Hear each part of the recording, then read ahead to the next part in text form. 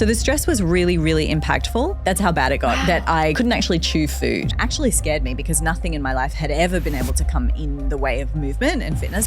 That's Shona Vertue, an Australian movement educator and psychology graduate whose work sits at the intersection of exercise science and behavioral psychology. I became so adamant in wanting to work with people who are going through these transitional stages, grief, be it motherhood, be it, even breakups and divorces, is because they're real life. How do you know when to keep moving and when to stop and feel and actually grieve the emotions? The body may not necessarily know the difference between the stress caused by some lost sleep or an emotional fight with your partner, the risk of losing your job, or any of these sorts of things. 51% of our members say that they want help with motivation. That's higher than people wanting programs or help with technique. When people say that they have a motivation problem, actually it's a strategy problem, it's a values-based issue. There's so many areas, it's not motivation. We're gonna find stability for you despite the chaos around you.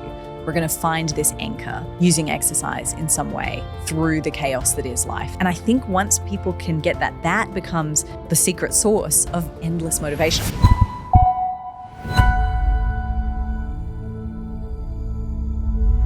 Shona, it's so lovely to have you. Thank you so much for having me. You have built one of the strongest fitness brands in Australia. You have over 600,000 Instagram followers. You have about 25,000 people in your online training system. You have done incredible things. And yet you decided to go back to school to study psychology. What inspired that? Big question. So I think it's a mix of things. I actually had always wanted to be a psychologist from a very, very young age. My parents split when I was young. And so I always had I was in and out of doing a lot of child counseling because it's part of how they work through the courts and things like that. So I had to do that. And I remember sitting there as a child thinking, this is you're doing a terrible job. Which is so mean. How young are we talking? I was 4 years old. So I was many 4-year-olds that are psychologists. No, I know. It was really strange. It's really strange. Assessing, you're not doing a very good job at this thing that is your career. Yes. And I think the reason I was thinking that was because they were and of course they're asking me questions in a childlike way. They don't know me. But I remember sitting there thinking you don't need to speak to me like I'm a child. I sort of know what you want from me. And I'm here to tell you the dynamics of my parent relationship. That was how I felt. Obviously, I didn't want to use the word dynamic. But I remember sitting there and they asked me to draw a picture. And I was like, okay, I know I'll draw. And so I remember drawing a picture of me in between my parents and them pulling my arms apart and feeling torn. And honestly, this is one of the most, I guess, strongest core memories that I have of wanting to become a psychologist for that reason. I was like, I want to do a better job. Anyway, bless. That counseling psychologist Shona did a great job. She was not bad at her job. So that initially kind of planted the seed. But then, I continued with gymnastics. I continued with just everything that I was doing in life and moved more into movement. And it was a really natural progression to move into training and yoga teaching after that. But the call for psychology came back to me when I realized that it was very difficult to support my clients without having a better understanding of what was going on up here. Mm-hmm. Also, I can't help but just be curious about the way you were parented as a child for your brain to think like that at such a young age. Did they speak to you very much like an adult? Yeah, I would say so. I think that is definitely a blessing in that both my parents had a very, very specific parenting style. Yeah. And it was very much to treat the child not like a child in a way. Obviously you have to translate things so that their level of understanding of vocabulary makes sense.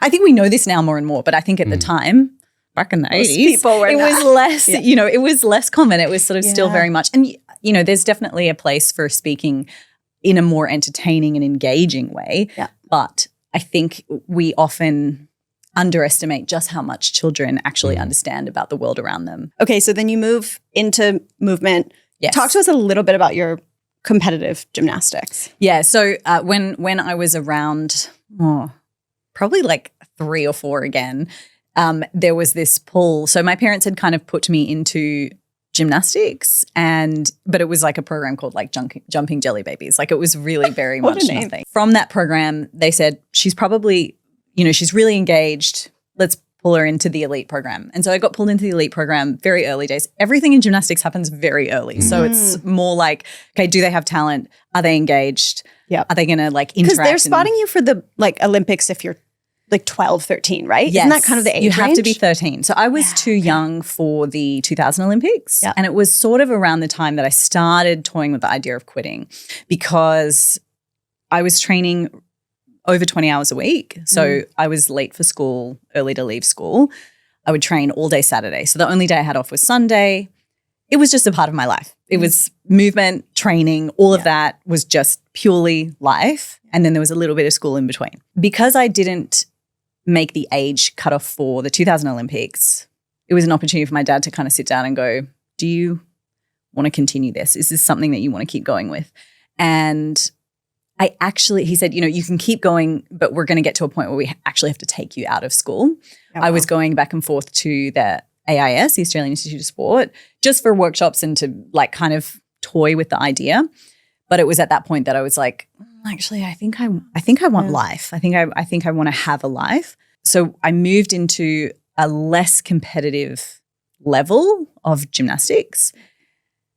And this is another reason for psychology to come into play. I lost the love. Like unless I was training aggressively like up here, it was very difficult to just dabble.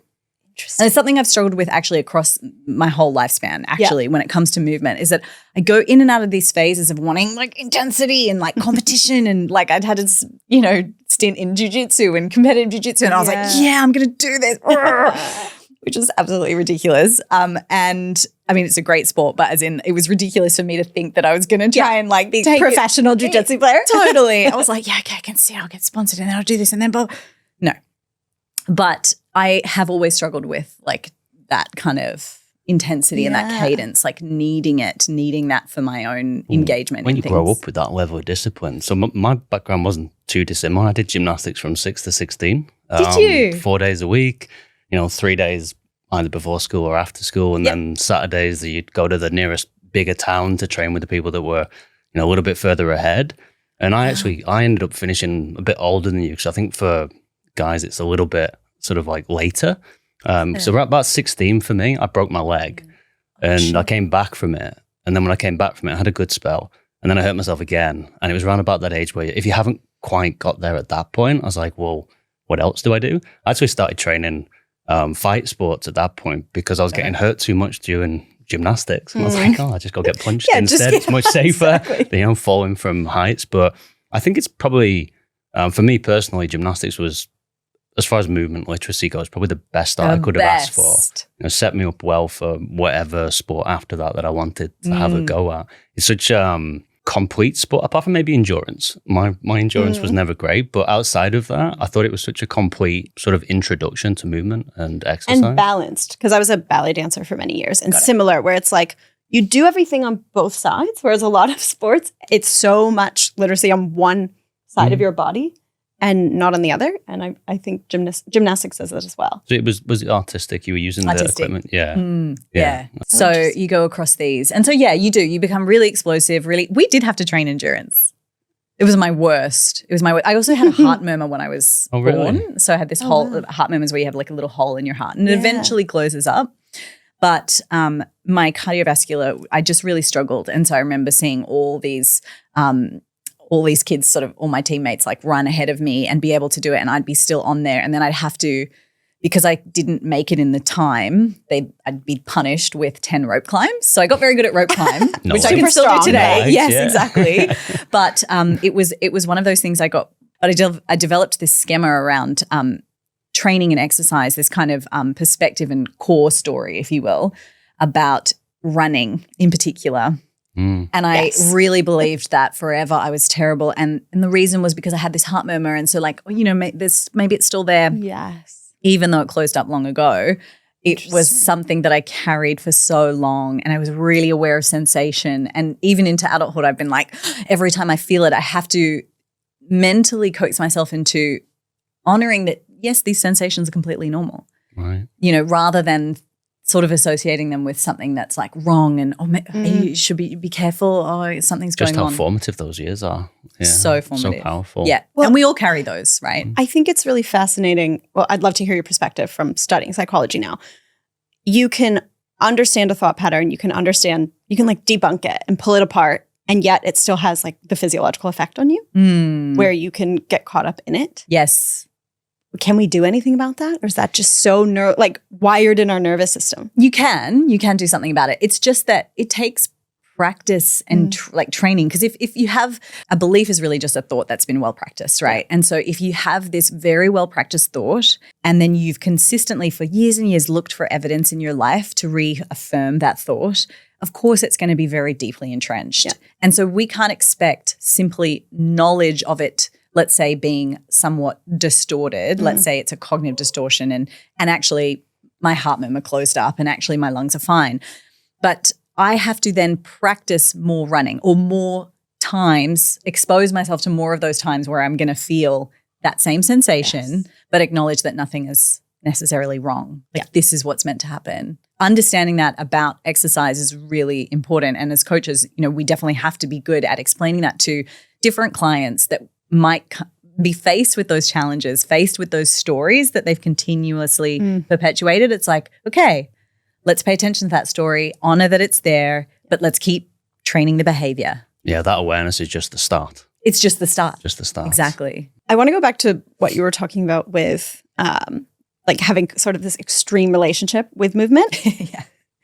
Does that... The ballet dancer wants to talk about the extreme. Please help me. No, but I want to understand how it affects you in your gym life. Like when there's no competitive anything going on, do you have just a regular relationship with movement or are you always kind of trying to find that more competitive approach? It's an ongoing process to kind of unwind it. Yeah. And I think different times in my life have definitely exposed me to differing reasons for challenging myself. The competitive side of things is definitely a great thing. It's a great tool that we can use, be it, look at how many people sign up for marathons. Look at how many people sign. It's a great way to even begin exercise because you have this point and you go, I'm going to train for this. High rocks, look at the popularity of that. It's crazy. So I think there's nothing wrong with competition. I think the problem is when the competition ends and you get to that destination, then what? Are you going for the next one? Maybe life throws something in your path and you're like, oh, I can't train for that particular thing. So then what's kind of keeping you going? And so for me, it's been either just in the short context of like program blocks. This is why, we push people to do programs. It's not because we're like trying to force people to do programs and force to, stick to something. It's like actually it really helps psychologically to be able to go, okay, even in the micro level, it's like today I'm going to try to do 10 push-ups. Mm-hmm. Tomorrow I'll have to recover. And then, like the following week we might see if we can get more. Yeah. Those things are really important. It's just like social media. They're like little hooks that kind of keep us hooked into and engaged with the actual thing that we're doing. So I think it's definitely been that, but it's an ongoing process. Mm-hmm. It's funny because I talk a lot about prevention and, we talk about sarcopenia and osteopenia and all of these things, and we try to encourage people to get into health and fitness for those reasons. Yeah. Disease risk is not that motivating. Mm-hmm. You feel until you're really in it, until the doctor goes, you have this. Or someone very close to you. Or someone very close to you. And it kind of lands in this heavy way. Yes. It's really difficult to use health as a motivating factor. It can be really challenging. I think having children can sometimes help, although then you have the logistics of having the children that creates a different time barrier. But there's definitely some moments in life that can help to shift your consistency. But I think it's an ongoing process. Yeah. What about you? I know you're like, I ask the questions. But like, how do you do it after coming off ballet? I think for a long time after stopping dancing so much, the primary motivator was just how can I maintain my ballet body? And through like a deep hatred, frankly, for the way that I looked. Like in that season, it was just like, how can I get back to that? Or even, I wasn't really that satisfied then either. So how can I make it better than that? But with this idea around like the ballet body being the body. And like, if you look at me, I don't have a ballet body. I never have. So for a long time, it was motivated by Aesthetics. Yeah. And then, I mean, it's shifted in multiple ways in life. I've had little moments of competition, but I think now I just genuinely enjoy moving. Yes. Like I do think that it took a long time, but it now comes from such a more like intrinsic, I just want to do this because it makes me feel better. It makes my brain sharper. It makes me better at everything that I do. I can't really imagine my life without it. Yes. Yeah. And that's a huge thing to get to be able to get to as well, for sure. And a huge moment for me was like, you know, once I got into personal training, it was all perfect programs and periodization and all of this sort of doing it right, like getting the right recipe down to build the right aesthetics. And then at a certain point, I was like, long story of how I got there, but essentially realized, oh, I've kind of fallen out of love with movement. And so, because it was too programmed. Yes, exactly. And so then I went into a season of like, what if I just moved for the love of it? And now I do a bit of both. Like it really undulates even throughout my week. I intend with clients, I program for them a day of movement they love. It can be anything they want. Yes. Tennis, playing with a friend, going to the park, like whatever. But just making that a priority. It's interesting because training young, it's kind of this double edge with standards because it gives you a high standard for the rest of your life, wanting to, you know, maintain physical activity. It's what you know, it's become part of who you are. But there does come a point where the standard that you're trying to uphold of what you were capable of doing in your teens, in your 20s, even in your 30s, then starts to become a little bit unrealistic. Like even with my daughter being born recently, being able to go, okay, I've got maybe 30 minutes a day to make use of if I'm lucky, but I have to now let go of the idea that a workout has to be X amount of exercises. It has to feel a certain way by the end of it. If I'm going to go for a run and it's not 10K, it doesn't count. Like maybe 5K multiple times a week is going to be enough. So you have to kind of recognize that there's benefit in those standards, but then at some point start to move away from them or recognize what's a more realistic, minimal effective dose. Yes. Which even just saying that makes me feel like try harder. It's interesting, isn't it? I have that voice too. Yeah. It's the, I've played with the idea of that. I mean, at some points, particularly recently, my daughter is 2.5. And so she's really toddler. She's really super engaged with life. And so I want to create a container for that level of engagement, right? I don't want to be constantly doing something else or funneling her into a different task so that I can do my things. I want to be able to share that with her. It's such a finite time. But because of that, yes, I've had to then kind of lean into this idea of the minimum effective dose. I've had to lean into this flexibility around my training. And I think that's a skill though. It's definitely a worthy skill to develop because life's going to constantly throw things at us, right? It's cool that we ended up here because it kind of suits the theme of what we want to talk about today, which is these big transitional or challenging moments in our lives, health challenges, divorce, becoming a mom. Like, how does that transform your life? And how can you maintain your health habits? What role do they play as life changes in these big ways? So I want to kind of dive into that. Let's go. I think you're going to have some really helpful ways of navigating that. And it's just so hard. I mean, even us, all three of us have been coaches for how long?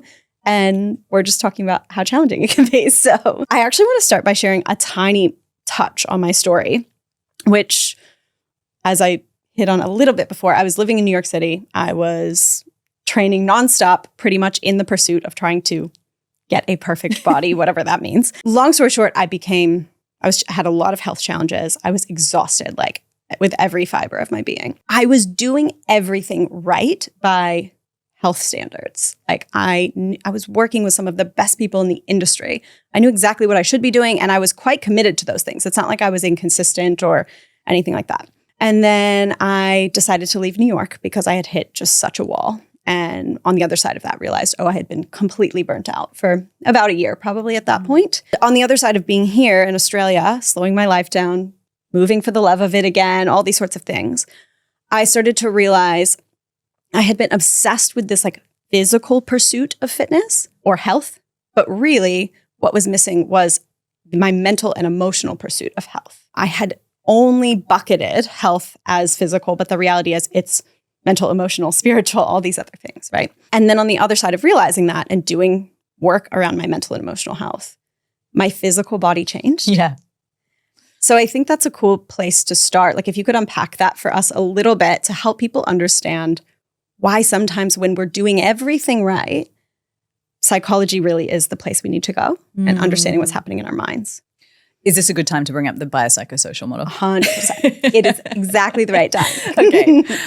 Thank you for sharing that story though, because I think so many people will be able to relate to that. I can definitely relate to that. We have all had those moments in life. I think they're really important moments as well, and ongoing as well, because I feel like sometimes you can forget it because you get back in the physical and then you kind of forget that there's, other stuff going on and it's impacting you. The biopsychosocial, big fat word, which is really just bringing, 3 words together, your biological, your psychological, and your social. And that social part also kind of encompasses environmental. And I think it also encompasses spiritual as well. But basically this model was developed back in the 70s by a physician first, and then he later became a psychiatrist. His name is Dr. George Engel. And what I think is really interesting about this model, essentially, which says that it's not just our physiological, our biological well-being that is impacting our experience of health. It's psychological, it's social, it's environmental as well, right? And these things are all playing a part. Now, for many of you listening, you might be thinking, well, yeah, like, of course it is. Of course I know when I'm stressed, I'm like, certain things, I get a cold or I'm more likely to get a flu. And so for many of us that are in health and well-being, it feels like it's a little bit of a given. But if we go into the history of where it came from, Dr. George created this. My friend George. My friend Georgie. He created it at a time where the most dominant narrative and the most dominant approach was the biomedical model. And look, it's really still it's a very effective model. This is like disease comes from biological problems. We fix the biological, the disease goes away. And this works for many things, right? We can't deny that. If you have an infection and you give something that's a medicine that's going to fix it biologically, then it's done. It's fine. Diabetes, insulin, like we can sort through many of these things biologically. But what many of these doctors didn't have answers for were why two people could have a disease and have different outcomes, like completely the same biological things, but they would respond differently. No explanation for things like IBS, chronic pain, even when the physiological problem, we see it I don't know if you've had clients with bulging discs, but sometimes it's like they might have the bulging disc, they have no pain, they might have no bulging disc and they have the pain because the injury's ongoing. I heard that by the age of, I'm going to mess this stat up, but by the age of 65, the vast majority of humans have a bulge disc. It's just that's interesting. Yeah, it's just that some of us are symptomatic and many of us are asymptomatic. Totally. And so all of these sort of, I guess, and they're not really anomalies, but let's say that we can call them anomalies, weren't really acknowledged. And then George was like, you have to acknowledge that these things are going to have different impacts. And so he proposed this biopsychosocial model, which was that your psychology is going to impact the physiological manifestations of some of these things. The social environment that you grow up in, the people you have around you, but also your socioeconomic status, your environment, all of these things can put you at a higher risk of these things. And we know it's yes, it's complicated, but it's not so complicated that it can't be acknowledged in a way. Yeah. Because I know that sometimes we can say, oh, well, obesity, multifactorial, complicated. And it's always that. Yeah. But it's important to not say that so much that people feel hopeless. Yeah, and we just dismiss and and kind of just go, whatever. So I think what's really important about this is that I feel like we don't honor it enough in mainstream fitness. I feel like it's 100%. We're very quick to kind of get into the weeds with programming and things like that. And yeah, we might program a little bit of rest, but understanding even to a degree what might be happening for someone and letting them know that it's okay to take rest if you're going through an emotionally stressful period in your life. Or maybe we need to back off on our intensification phase because actually, you are having sleep problems and those sleep problems aren't necessarily physiological. They're coming from mental and emotional stress that you're experiencing. Yes. So all of those things are impacting.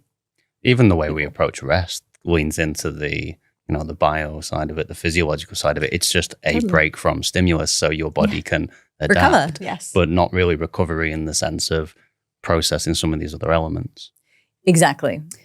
On the other side of everything that I navigated, I say this quite often, like I'm trying to myself or help clients balance hard work with deep rest. But rest in that equation is not sleep. Rest is like soul nourishment. Rest is physical, mental, emotional, like each of those elements, and really figuring out what does nourish you at a full human level, not just your biology. Yeah. And it sounds woo-woo, but it's really not. And more in these what used to be predominantly biomedical model spaces are actually really starting to acknowledge. So, you know, in medical teams, you will have a psychologist that's in there that's not just looking after the people, the patients. They're also speaking to the doctors and advocating for patients, but also helping practitioners maintain a high level of compassion for their patients. Because obviously you can experience compassion fatigue, you can experience things where you might not be able to see the full picture. And so it's becoming more and more integrated. Is that getting integrated like into hospitals? Where is that? Yeah, hospitals. Okay. Yeah. So like if you have a team, you have your surgeon, you have the oncologist, you have various different people that are working for different patients. Yeah. Often there is a psychologist. Depends on the hospital, depends on the team, but yeah. Okay. A lot of people listening, they might not be familiar with the biopsychosocial model, but they might really recognize that sensation of, I feel like I'm doing everything right and what I've been told is the right thing to do, but something's still not working. Would we be able to provide a couple of practical examples of like how the other elements could interfere with someone's approach to, you know, typical sort of fitness goals? If we think about socioeconomic status, or let's just say like if you have financial stress as an example, when someone shares their sort of what I eat in a day and it happens to have like a bunch of expensive supplements, it has a bunch of, you know, maybe it starts with like a matcha and then it's also like a salmon that's been, you know, with some like fresh vegetables, all of these things. Not farm raised, definitely freshly caught. Yeah, totally. Exactly. All of these things obviously feel a little bit unobtainable, but not only is it just that maybe you feel like you can't actually afford it. When you have financial stress, there's an added level of cognitive load. And so you're constantly concerned about that. The last thing you're thinking about is like eating healthy, let's say, whatever that necessarily is. The last thing you have time for is to like scan every meal you're having to put it in your app, which also costs money. It's not that easy. And that's just financial stress, right? Let's say someone is example of that social side that people will not have considered. Totally. Yeah. What about if you're at the age where your parents are starting to get a little bit sick? So you don't have financial stress, maybe you're fine there, but you have a sick parent. You're taking care of someone. Maybe you're also taking care of kids. There are so many things that can be going on in our life that makes something so much more complicated than just like tracking macros in an app and adhering to your workout. Maybe you get home and you are so exhausted and the thought of actually training is so difficult. Even though, yes, we know that it probably will make you feel better, you still have to take care of your body because your body is the vessel that's allowing you to kind of move through this life and move through the stress and still achieve your goals.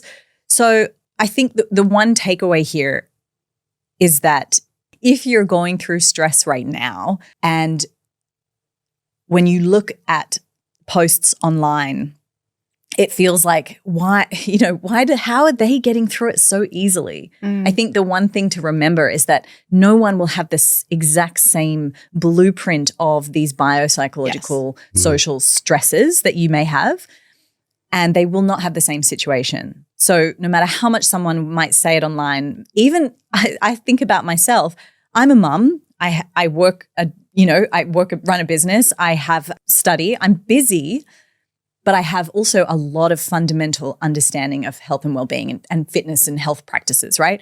I know how to count my macros. I know how to train. I know how to program for myself. I can do all these things. I know what I need to adhere to. What people often forget when they see that online, particularly if I say, oh, I'm busy and I'm trying to make it work, is that I have this layer of understanding. But if you may have a job, you may have children, you may also be studying, but if you don't have that fundamental knowledge, practicing fitness and practicing in a way is so much harder. Just like if you just take one of those five things you just named, trying to count your macros, that is a full-time job is what it feels like, especially in that season when all those other factors are at play. When you're in the learning phase, right? Yep. And so I think that's the part that sometimes I've got so much going through my mind because there's other health psychology kind of models that help to explain certain things about where people are in their health journey. One of the ways as coaches and anything, like you see governments try to do it when they're trying to get people to quit smoking or be healthy or do something, is to make health and fitness feel really easy. right? That's what we're trying to do. We're trying to say like, you can train in your lounge room and you can like make this quick, easy 5-minute meal. abs. Totally. 5-minute abs, all of it, right? We are always trying to package it and it's well-intentioned, of course. Like we're not trying to do this just to get you to buy my program. It feels accessible. We want it to feel accessible. Let's say the shadow side of that or this limitation of that is that when people are scrolling through Instagram and they see all these things and they just think, this trainer makes it easy, this person makes it easy, this mom is doing it, this mom has abs and she's also busy. Why is it so easy? Why can't I do it? Yes. And so I think that the takeaway is that you have to remember, and this is not to lean into excuses and say that, oh, because you're different, you can't do it and it's stressful. It's more like honoring, okay, I can't berate myself by thinking it should be easy. Yeah. Just because I see it online being served as palatable and easy and accessible. And then you're starting from this place of like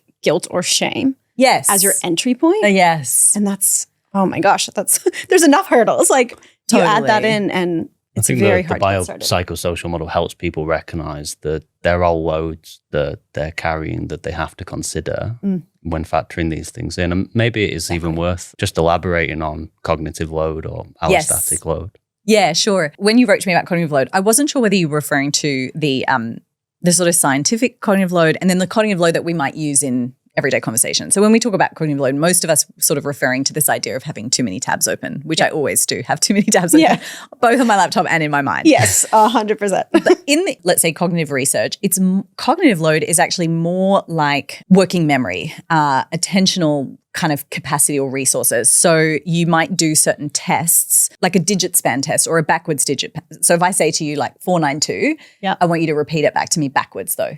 294. Perfect. Yes. So then we keep going. Right. So amazing. So what you're having to do in that moment, right, is like hear it, hold it in memory, and then reverse it. Right. If I said 5, 4, 3, 5, 6, 7, there's going to be a point where you can't know that. You don't have to. I don't even remember. So you could say anything back to me, but like, yeah, sure, you got it. Nailed it. Exactly. So I think it's important to sort of understand the difference, but know that that's what cognitive research is really looking at. Yeah. We're using working memory and attentional resource in that way to test cognitive power. Yes. What is important to know, though, is that these tasks are happening all the time for us. Like this is always going on in our brain. As we talk, I'm like, there's language models that are going on. There's also my ability to then produce speech. So much is going on just for us to have this conversation. Mm-hmm.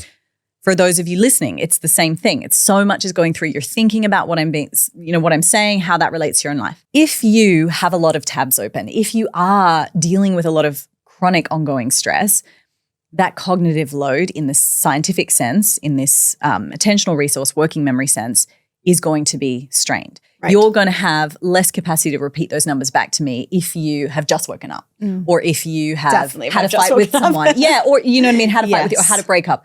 So that's the important thing to understand is that because that's got an impact on people's perception of it's not just willpower. Exactly. Yeah. Exactly. And so we can try as hard as we like, but if stress is present in our life, it's obviously going to impact all of these functionings within our mind and our body. Allostatic load is very different. So I like to think of it as essentially accumulated stress on the body, or let's say more the result of all this accumulated stress. So if I give you a heavy backpack and I ask you to carry it for 5 minutes, you're probably going to be fine, right? You're going to feel it. You're going to notice it's there. But once I take it back from you after that 5 minutes, fine. Yeah. I can do that maybe probably for a week, right? You're strong enough to handle it for a week. If I give you a very heavy backpack for months, years even, things are going to start to change in your body, right? So maybe your posture is going to change. Certain physiological adaptations start to happen because of this like heavy weight. Things change about you. That stress is accumulating and having an impact on your body. What's important to acknowledge here, the backpack itself is not the allostatic load. It's the effect of that backpack. Yeah, the backpack is the stressor. Such a good example. So I think if you think about it in terms of like just accumulated stress over time and your body having to always adapt to that, that's our allostatic load. And I think why it's important in the fitness context is that, again, coming back to biopsychosocial, is that when we're working with clients, even if, you're just listening, you're not a coach and you're just training, you have to honor the fact that the body may not necessarily know the difference between the stress caused by some lost sleep or an emotional fight with your partner, the risk of losing your job, or any of these sorts of things. They're all going to be received in the body in some way, create this chemical response of stress that we experience. And so when you then go, okay, cool, I'm going to go and do like a super intense HIIT session, or I'm going to try and like train 3 times a week, my high rocks training, whatever. We have to honor the fact that this mental and emotional stress is going to have an impact on our body. Now, that is not to say, I always get concerned about kind of making these blanket statements, especially on podcasts, because it's not to say that exercise is actually always a bad stressor in addition to these negative mental stresses, right? We know that actually exercise after a bad night's sleep can actually help to unwind some of the cognitive deficits that you experience. Now, not all types of exercise. I wouldn't go and do some like max lift, but endurance-based exercise can actually help with the cognitive defects that you might experience off the back of like not sleeping. If you are chronically underslept, right? I am also chronically underslept with my baby, is that obviously that's a different circumstance. And so you're not just going to be able to train a bunch of endurance straight after that. But I think it's the biggest takeaway here is really honoring the fact that we have to look at the full picture of our life context, not just be like, okay, physical bucket, okay, mental bucket. It's like honoring that there's a full kind of spectrum here. Well, I think it's really important too, because there's a big conversation happening around like, should women be HIIT training and doing these high intensity workouts again and again and again? And it's like, that's exactly what you have to analyze. When I was living in New York, I was HIIT training constantly and I had nothing left in the tank. And so it was just like stressing my system more and more and more, pulling any resource that I had, and I couldn't recover from it. And so my body got worse as a result.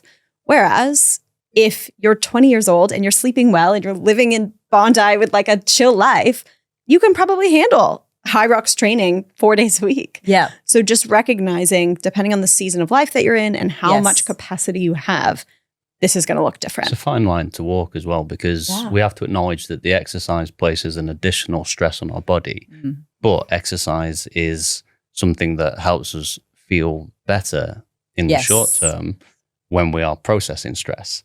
But then it comes with a cost as well. So it is important to look at it as a whole. And it can be a difficult thing to wrap our heads around because of the immediate sensation of feeling like we do feel better in the moment of doing the exercise. I think also the other side of it is it's not necessarily that my advice or takeaway would always be like, okay, you in New York, I only want you to do yoga now and like Tai Chi because that's it. Because your body needs the stressor, right? Your body, your bones, your muscles, like all of physiologically, you still need the stressor of exercise. We know how medicinal exercise it is. The flip side of it would be actually to go, okay, maybe this is a little bit too philosophical, but where else in my life am I actually creating a stress that isn't creating a good environment for my body? Yes. So that's where the psychology aspects of it come in. That's where it's like doing something like journaling alongside your training might be beneficial to just help you understand a little bit more, which then has translating ability into the rest of your life. And this is not to pin you.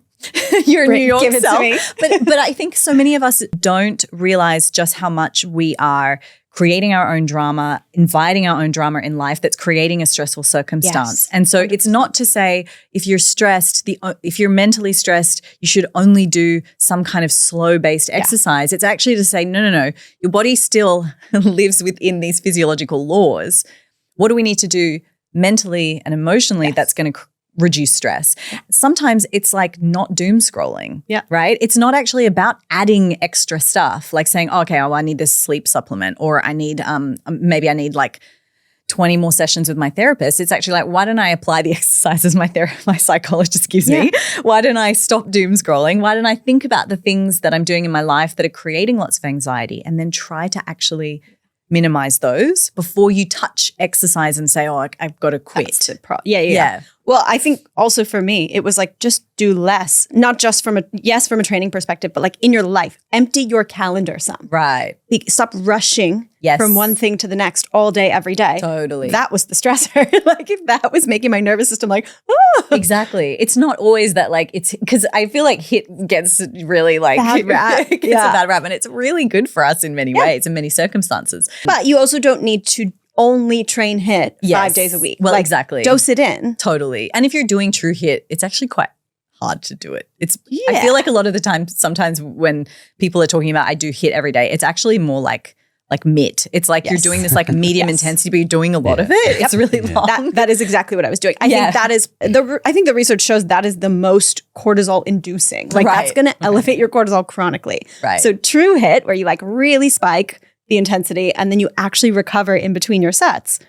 I think if I was doing more of that, I would have been fine. Yeah, and you probably wouldn't have been able to do it so much. Yeah. Because you would have actually really felt it. Can we talk about breakups? Yes. Because we've all had them. We all hate them. Tell us, like, is my ex ruining my fitness goals? Maybe. Yeah. Maybe. But again, we don't want to externalize and actually like place the power in something outside of ourselves, right? So, I mean, I guess to a degree, yes, sometimes we can just have bad people in our life and they have a really bad impact. But at some point, we have to say like, okay, I'm going to take responsibility for the power that I do have and honor that and then move forward. So I think when it comes to breakups, there's maybe two buckets of people. There's the people that like turn chronically to exercise after a breakup and you maybe revenge even have body. like you have the glow up. And then there's the other bucket of people who like feel so heartbroken that it's impossible to even move. And I think I've had both of those sorts of breakups. I have definitely had one breakup where, I just felt so immobilized by it and it was crushing and it actually scared me because nothing in my life had ever been able to come in the way of movement and fitness, but I felt like really crushed. I had so much anxiety that it started to have a physiological impact on me. I couldn't eat properly because this is common when you have like chronic elevated stress and cortisol does this, have trouble producing saliva in your mouth. Huh. It got that bad. That's how bad it got that I couldn't actually chew food because this you obviously need saliva. It's the first point you need it. So when I had food, anything dry in my mouth, it would just like crackle and then make me choke and I couldn't eat it. So then I was blending up like all of my food. I was having lots of protein shakes to survive just to be able to like get the nutrients in. So the stress was really, really impactful. I think that if you do have one of those sorts of breakups, you do have to treat the stress and the mental patterns that are coming up that are creating this physiological change. And that's a really great example actually of biopsychosocial model. It's like psychologically something was so stressful for me that it was now impacting my ability to eat, to do something physiological there. So yeah, they do impact you. Huh. How does co-regulation fall into it? 'Cause I think about, it's something I was watching my wife settle my daughter last night, and I was trying to get her to calm down. Yep. Nope. My wife walked in, took her, the magic. just the right bounce, just the right shush, just the right amount of contact, and I just watched my daughter settle. And then I think about in a relationship, especially a long-term relationship, you get so wired into co-regulating one another that when that's gone, then that leaves a gap where I imagine also produces some of this sort of like cortisol stress response. Yes, a stress response for sure. I think also it's sometimes what a breakup can expose is also that it wasn't co-regulation, it was codependence. Yep, definitely had some of those. And so it's definitely, I mean, we're getting really personal now, but this is definitely a juggle for me that I've had to try to learn about myself. After a breakup, there's this rebound effect of me developing hyper independence and then kind of this shell and then not wanting to let anyone in. And so like always being very independent, which comes across to anyone that I'm next dating as like quite standoffish, harder to unwind and soften into. And so it's always been a balance of trying to acknowledge that there is an interdependence that happens in all relationships, but let's say romantic relationships where you have to be vulnerable enough. Not just so that, you learn about the other person, but so that that other person can feel like they are able to do the loving, if that makes sense too. In terms of losing that co-regulation or codependence, you definitely feel that gap. And so it's about learning to like, yes, regulate yourself. What are you regulating with? What are you using to regulate? If it's just exercise, we know that can have it's going to come up at some point. You're going to realize that you've gone too far with just exercise. Sometimes it can be food, and whether it's controlling food because it's an element that feels like it provides more control in your life when the rest of your world has just come crumbling down. This is where lots of eating disorders can also get like ramped up. Yes. Even if they're hovering down in the depths somewhere when you're in a relationship and it's fine, and then suddenly this thing happens, it kind of opens you up to. It's a precipitating factor that suddenly you're like, oh my gosh, control. Okay, if I control my macros, there's one element of my life that I'm in full control of. Same with exercise. So that's where it can get a little bit maladaptive, but it's definitely still just like a coping strategy. And it's just trying to be aware of like when that coping is becoming a little bit maladapted as opposed to. So when you notice that it's getting like a little bit hyper controlled, what is the best next step? Is it just seeking help or? Yeah, some people will have more help-seeking kind of a prevalence to kind of help seek, right?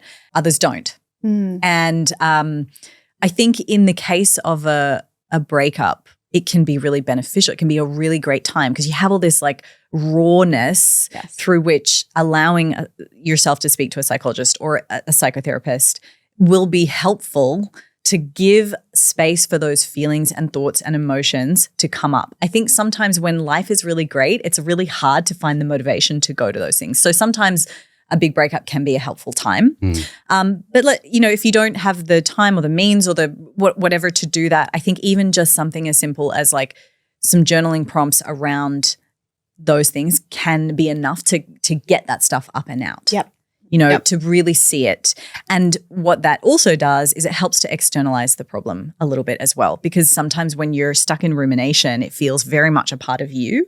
If you allow yourself to get it out on paper in some way, you're able to then see the problem outside of yourself. And that can be helpful. So was your bounce back to independence related back to your upbringing? Oh, that's interesting. As in the hyper-independence? Yeah, just thinking if that's a response sort of in line with what you were mentioning around attachment theory. Does that relate back to like how you were raised? Yeah, probably a little bit. This will have more context if we talk about attachment theory. Let's do it. So we'll dive in. Okay, so created initially by John Bowlby in the 1950s. So I always like to give the story because prior to sort of him coming in with this theory and really pushing this theory, the kind of ongoing concept between like the 20s and the 40s was this concept of cupboard love, which is like children form an attachment to them, whoever feeds them.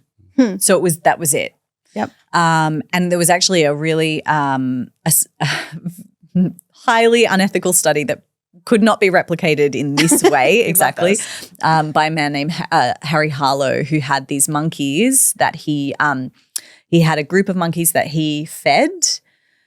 So took them away from their mother, group of monkeys that he fed, and a group of monkeys that he only allowed, gave them no food but let them sit with a sort of fur-based mum. The monkeys that had the food had like a robotic-y, metal-y kind of mum.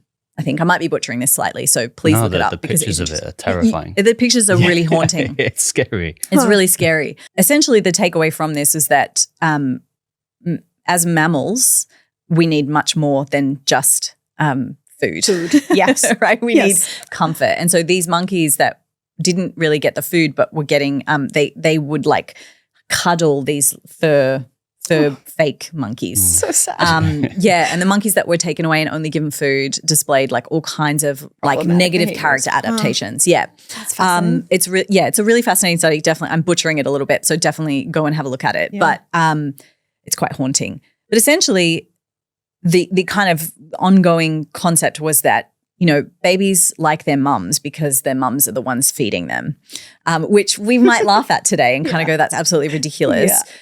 But at the time, it was quite revolutionary for John Bowlby to come through and be like, oh, I think it's a little bit more than this.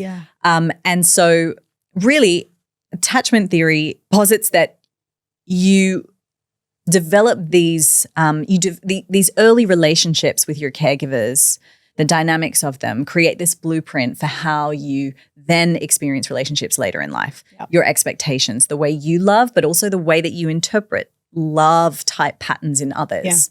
Yeah. And it's why sometimes we like have that girlfriend. I feel like I was that girlfriend, but that girlfriend who might always gravitate towards the guy. You're like, he's so mean to you. How are you interpreting this as love? And so there are certain things that you form when you're younger that you then take into real life, and it's like, but that feels like home to me, or that's how isn't that normal for someone to do? Over time, this theory became more and more developed, and it actually it's really robust across cultures. I would say like medium robustness across cultures. Obviously, it's fairly stable in that there's definitely a pattern. The way you experience a childhood caregiver relationship is going to impact how you kind of engage with and experience relationships later. Yeah. These manifest slightly differently across cultures, across different populations, but for the most part, it's fairly straightforward. And so there are sort of 4 main types of attachment. You might have had a secure attachment, 3 main insecure attachments. So they say that around 50 to 55% of the population is secure. Securely attached. Yeah. That's quite a high amount. I know. Would have anticipated. Well, I'm like, what? Yeah. Okay. I was not part of that. You're like, where is that dating That's because pool? you had a different I'm like, only? She's like, really? Yeah, exactly. You're sort of like, can we get an app for secure-based attachment only? I know. And then you have an anxious attachment style, an avoidant attachment style, and then there's one called disorganized. This wasn't the initial one. It was sort of later discovered and later kind of progressed upon. And disorganized usually comes from like highly traumatic early childhood experiences form into the disorganized side of things. But your anxious attached, it's that kind of hypervigilance around relationships, constantly needing reassurance. And then your avoidant type is more like the type that's like actually more distant. It feels more distant. I am always cautious when I talk about it on podcasts that it doesn't get reduced into just this sort of like, does text you back, doesn't text you back. It's like if texts 5 times, definitely anxious. If doesn't text at all, definitely avoidance. Like that's where social media has taken it. But I think what's really important, so the reason how many texts is secure? Like is it 3? Exactly. Just 2. Okay, all right. It's like 1 or 2. Okay, all right. I think that the reason that it was very profound for me when I came across it was because I realized I had all these patterns of anxious attachment style, which has now become more secure. Actually, research also shows it's not destiny. So your anxious attachment style is not destiny. Sorry, your attachment style is not destiny, but it's fairly stable across the lifespan. What you can do is become more aware of the patterns of it. So if you have an anxious attachment style, if you do have a hypervigilance around relationships, you're always like checking and texting and like, are you sure? And you're always trying to find evidence that they don't quite love you enough and you need that reassurance. If you become more familiar with attachment theory in general, and I'm not just talking about social media versions of it, but really understanding the theory, you can come to understand how to like manage these experiences in your life.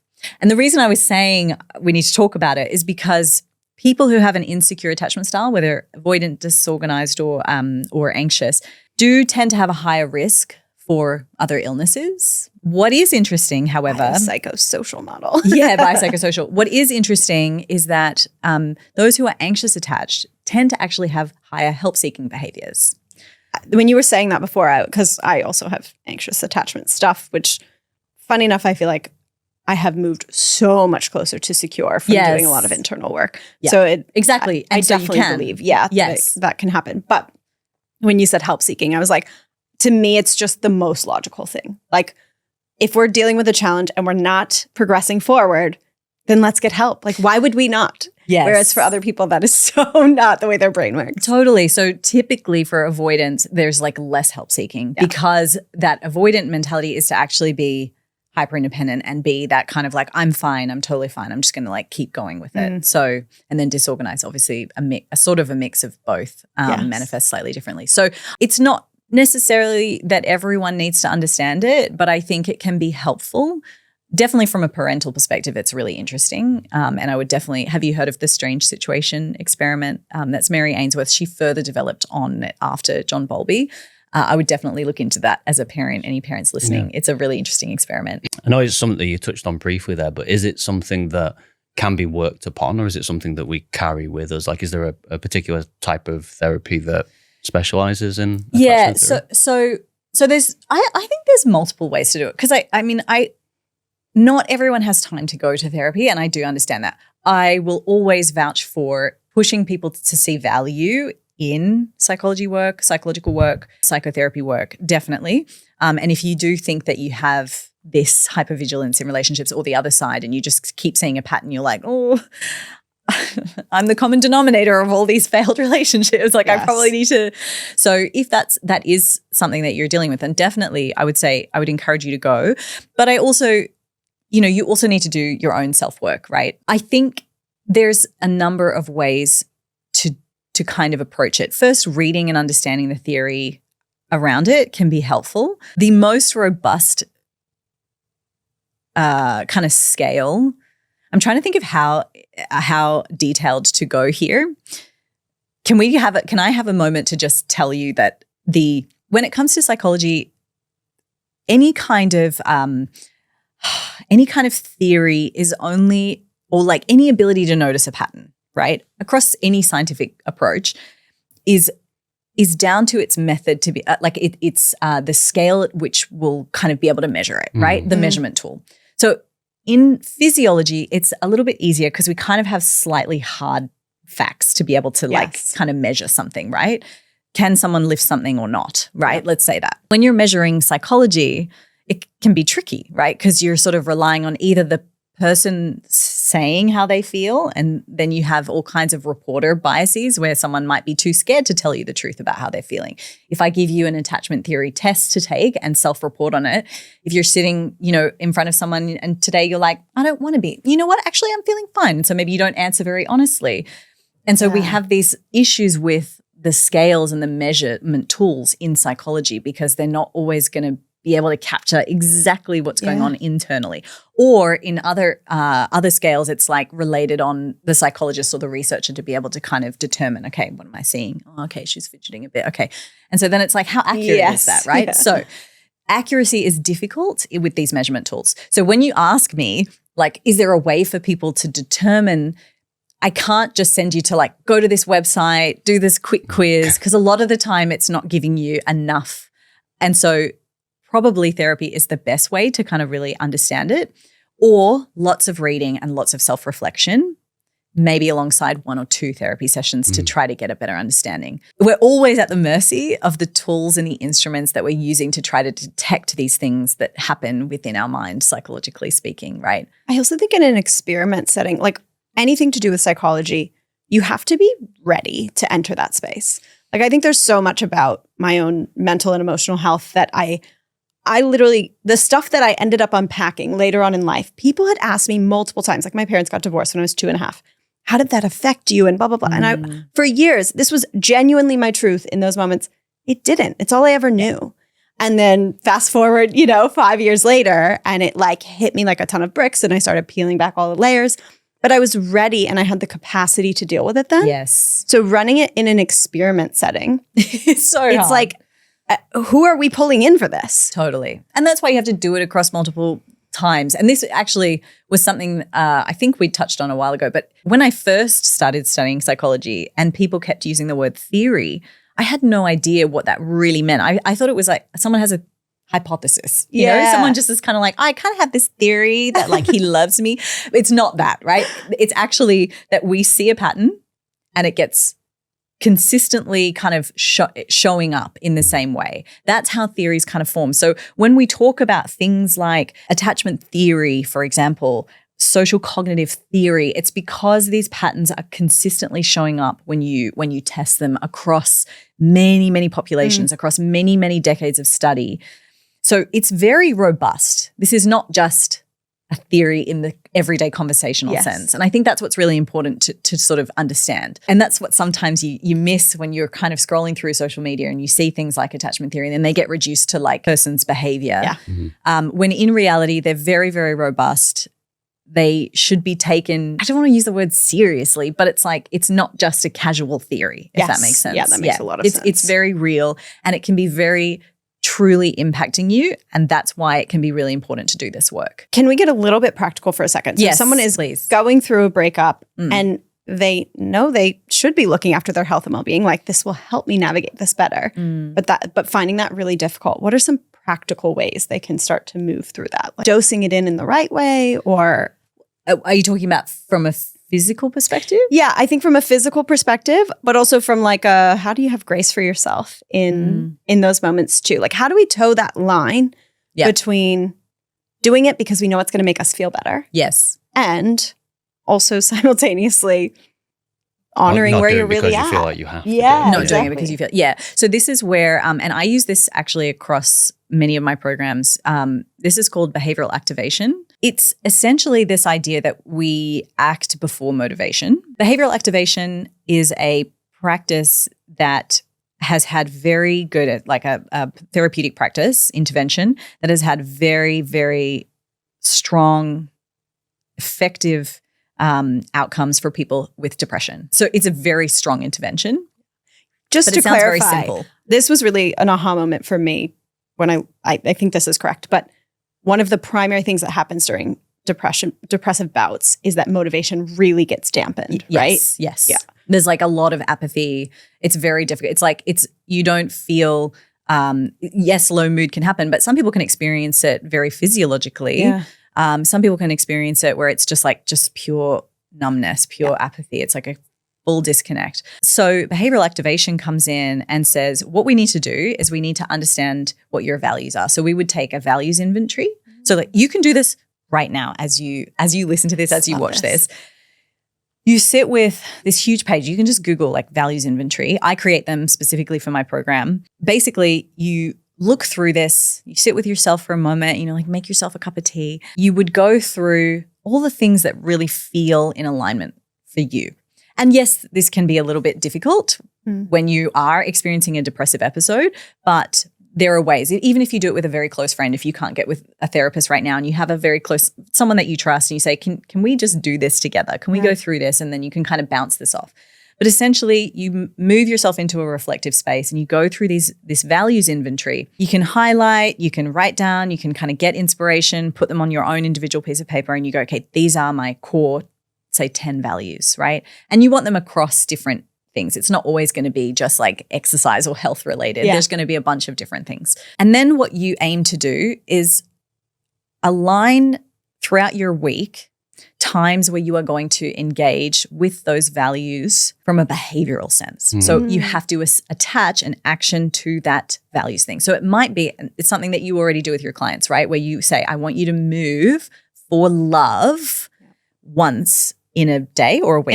In a week, right? Yeah. Once in a week. So it's like, if it's dance for someone and it's like, it's not about how you're looking. It's not about burning calories. Don't turn your watch on and try to track this. It is just pure engagement with movement. For that person, it might be that one of their values is just like movement. Maybe one of their values is like feeling good about their body or like feeling embodied, right? Or joy, any of those things, right? And so what you do is you align it across your calendar and you say, okay, I need to tick these 10 values across my week. You just do it regardless of how you feel. So you don't wait. And you try to do this. You can do this for like 10 days, 20 days, 30 days. Ideally, you're doing it, forever. Definitely, but we know we're going to have like peaks and troughs. But what they found with people who are experiencing depression, this is a very effective way to actually then lift the mood effects of depression. Which can then move people. And then if you're doing that alongside medication, it's even more effective. And actually, in many cases, it actually helps to make the medication more effective. What they found is that outcomes are improved when you're doing behavioral activation with medication than just medication alone. This is often where people think that they may only need medication, and actually doing these sorts of behaviors are going to be really beneficial. So behavioral activation is huge. It is Very cool. I really, like that. really helpful.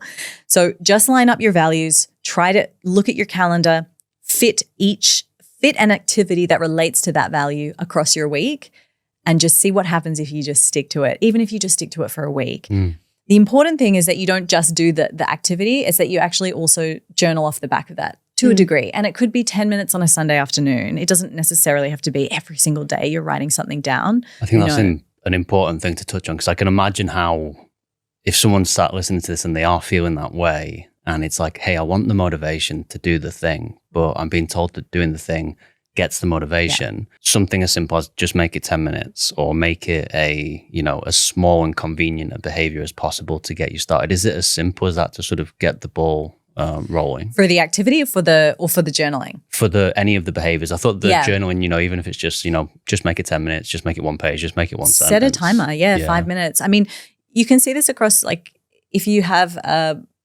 students who are feeling demotivated as well, sometimes just 5 minutes of study ends up getting you engaged enough with the material that you end up studying for longer. Same thing with exercise. Just say you're going to do 5 minutes, say you're going to do 10 minutes. Usually 10 minutes, you end up feeling like you want to do more.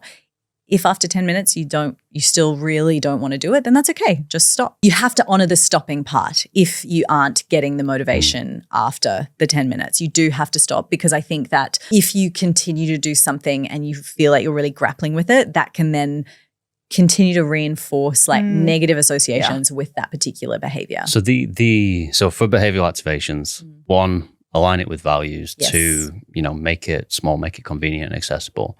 The aligning it with the values, is that a deliberate approach to looking for like higher form qualities of motivation, like more intrinsic motivation? Yeah. Essentially, a loss of values-based activities across the week is one of the reasons that this theory essentially proposes is one of the causes of or perpetuating factors of depression. Right. Even if you don't have a depression diagnosis, but you can relate to being depressed at some point in your life, depressive episodes, essentially one of the major factors is for why it gets perpetuated, what keeps it going, what maintains this feeling of depression is that we disengage from things that actually bring us connection to joy or connection to just like feeling good about ourselves. It's not even about really joy. Important observation. Yeah, and it was quite an aha moment for me, even when I was doing the work in psychology on it, because I had not considered that for my clients. That's why I started integrating it into everything. Also, if you're someone and you're looking at it and thinking, well, 5 minutes isn't going to do me any good in the gym, it's like, well, 5 minutes might not get the physiological response that you've been told to expect, but 5 minutes will help you align with your values. Exactly. And there's the motivation. Exactly. And that's where the consistency comes from. Awesome.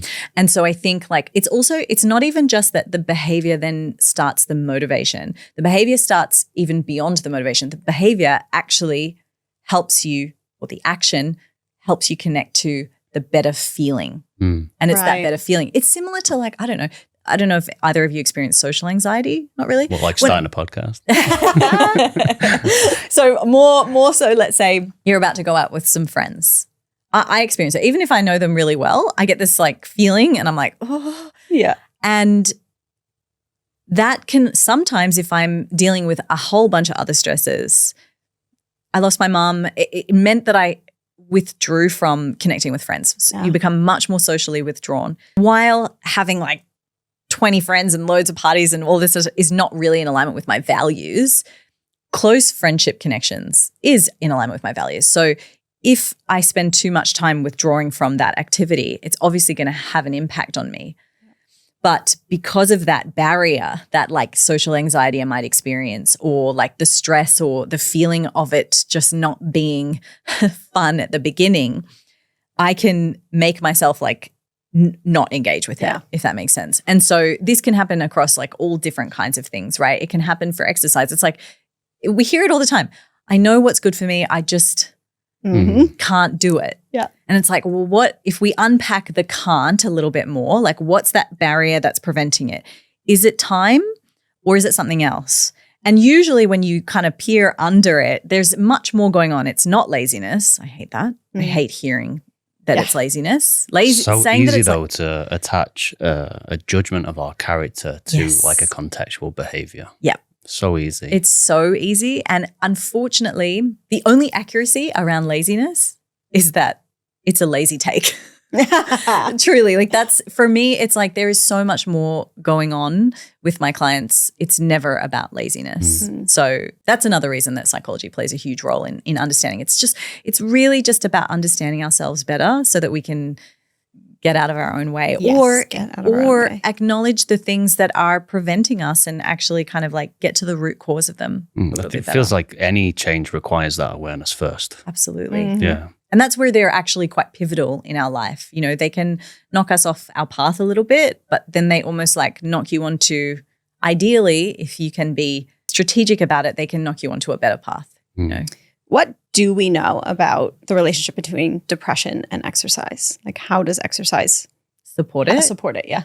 Yeah, I mean, the common one that people often say is like serotonin. Yes, exactly. I know that's so oversimplified, which is why I'm like, let's go there. Yeah, well, it can be a number of factors, right? There's definitely the physiological aspect of things, but another thing that often doesn't get discussed enough, and this comes from social cognitive theory, but this is self-efficacy. Self-efficacy is the belief that I can do something that I set myself to, essentially. Now, what they've come to realize in health psychology is that it's actually one of the strongest determining factors for whether someone will even begin with a health behavior. As coaches, you guys are both nodding at me like, yeah. But that was also an aha moment for me when I was studying, because essentially, whether it's really that quote, whether you think you can or you can't, you're right, or something like that. Yes, that's it. Yes, sorry to the person who said that. But essentially, it's like, if you don't think that you have any capacity to quit smoking, you're not even going to buy a packet of nicotine patches. Like, you're not even going to start.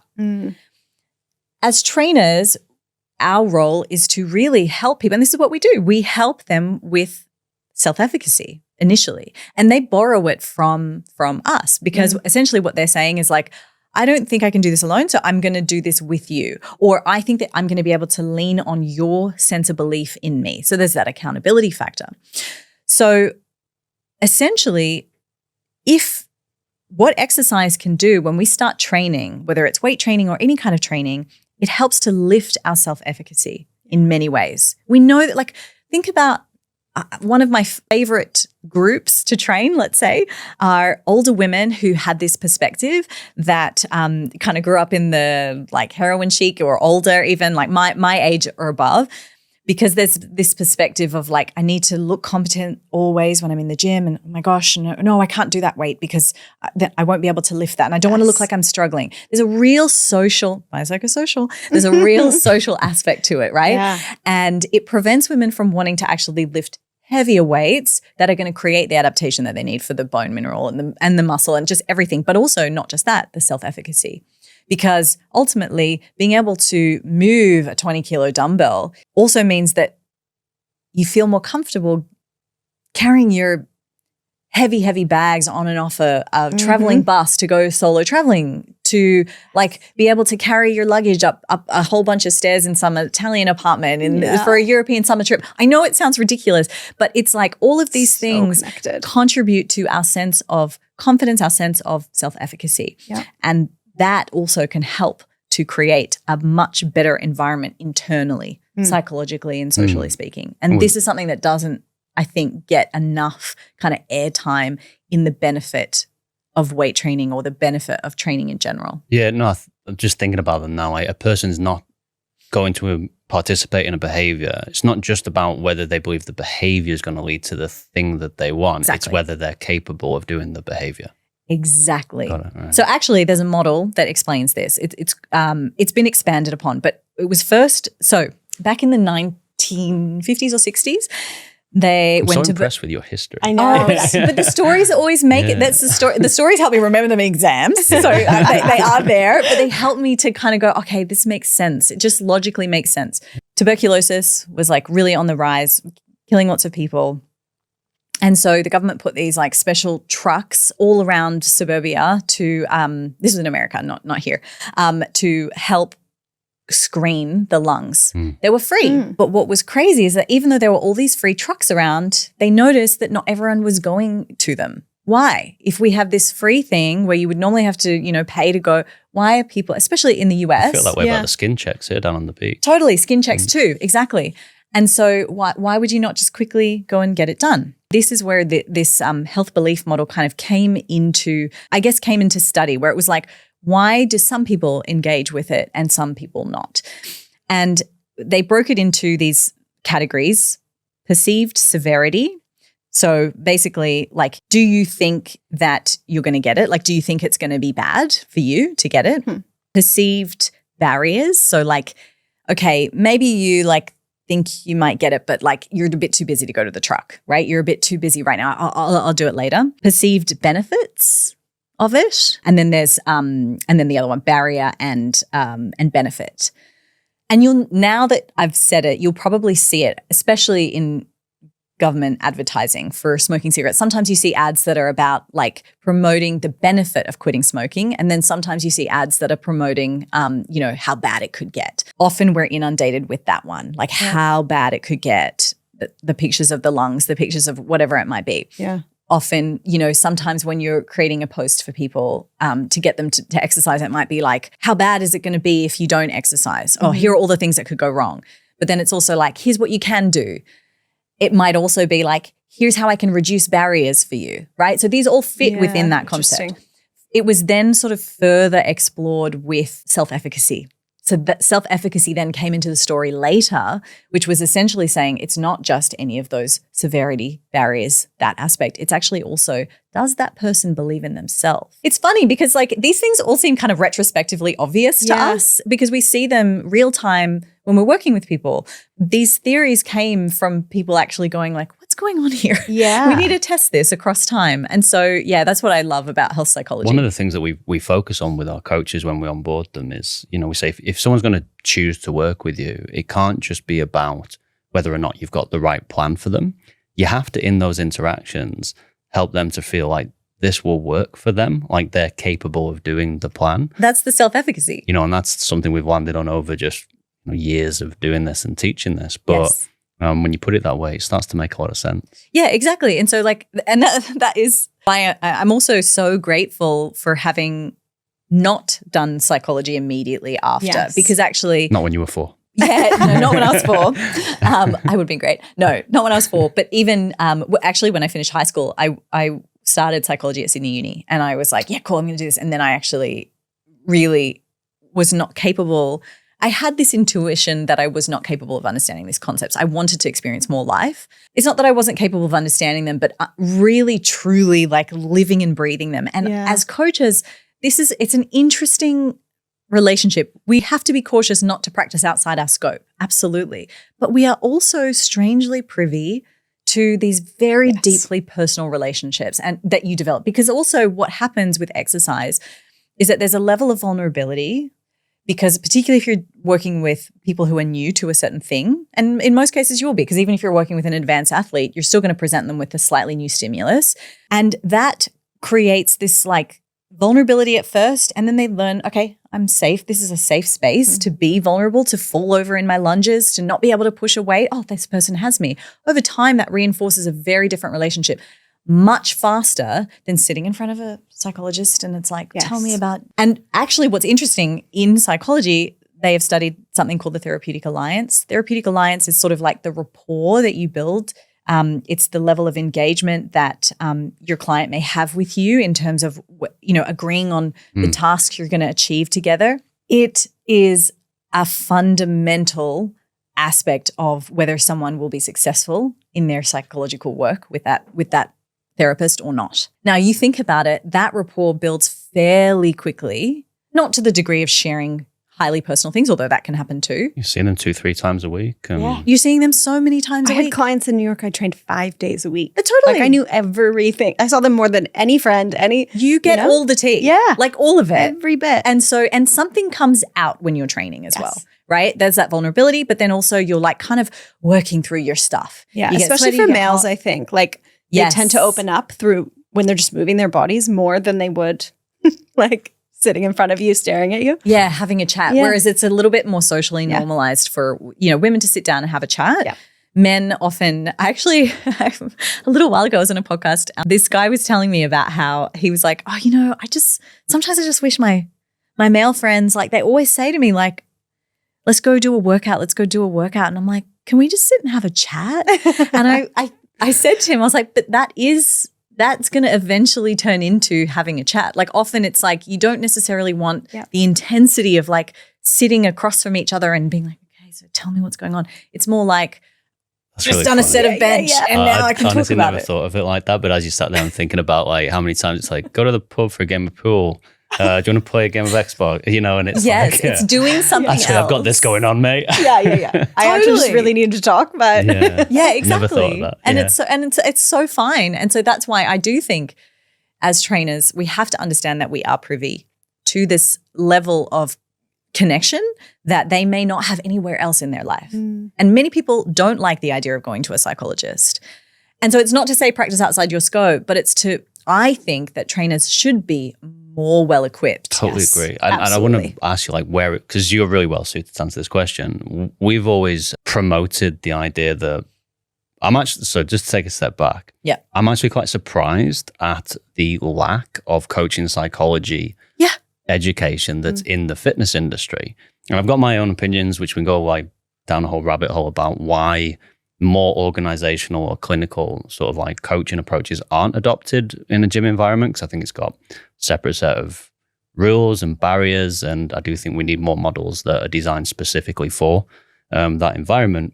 But question being, where's the line? Like what are again, could be a really big question, a whole different conversation, but what is out of scope and what would you encourage personal trainers to spend more time learning about? Oh, it can very quickly turn out of scope. Maybe let's just go with out of scope, because I know that's a huge question. Yeah. Well, I think it's an important one. I think it's more like saying, what's the problems that commonly come in? Because many coaches, like, for example, let's say a fat loss coach, right? If you are really focused on fat loss, then you're going to have a breadth of different clients, but they will all have this like one underlying motivation that's bringing them to you, which probably will be something to the effect of fat loss in some way, right? So what's interesting about that is that some people can have varying reasons for why they have overweight or have obesity. Of course, we know that that's the case. But if you keep trying to funnel them into it's just calories in and calories out, then sometimes those people either feel like they're like, well, I just can't do it. And then that reinforces like a negative self-talk about the fact that like hopelessness, right? This is where I think that particularly fat loss coaches need to have a better understanding of like potential other causes, not so that they can treat, but so that they can recognize. Now, I'm not saying this particular test should be the metric. This is something that is very far out of scope. But there is the ACE study. Have we heard? Yeah. The ACE study, right? Adverse childhood experiences. Many people who are carrying, a load of behaviors that are causing them to overeat, are not just doing it because it's definitely not because there's a moral failing, but it also isn't just because they can't calculate the numbers going in and out, right? Like it's so obvious to us maybe, but I think it's making sure that there's some level of understanding, like where it might be coming from something deeper. I don't know what the answer is on drawing the line of where you go, okay, there's something going on, but I think that there's definitely going to be certain patterns that you may see in a client where you can say, okay, like, so you're having a little bit of trouble, like what's happening for you when you start to overeat? Okay, it's when I have such and such emotion. And so if you can recognize that there is a very strong emotional connection, then you can explore it and say, not explore it to the point of treating it, but explore it to say, would you be open to like pulling in a psychologist? Would you be open to speaking to your GP to get the extra, you get 6 sessions and then you can, I think it's called Better Health. So you get 6 sessions and then you can ask to get the next 4. So these are rebated through Medicare. So it's like there's a possibility to kind of just explore it if you're seeing that someone is resisting just the everyday behavioral changes. And that's just fat loss, right? There could be a number of things like eating disorders like come up in many ways for us as coaches. And I think that having an earlier way to work into referral is safer for people as well. I think sometimes as trainers, I mean, I know when I was starting out, I was always a little bit nervous of this idea of referring. And I was like, but if I refer out, are they not going to like then go to that person? Like, aren't I supposed, as a people pleaser as well, I was like, aren't I supposed to have it all figured out? Aren't I supposed to be their everything? So unhealthy. Yeah. I took that into every relationship. Anyway.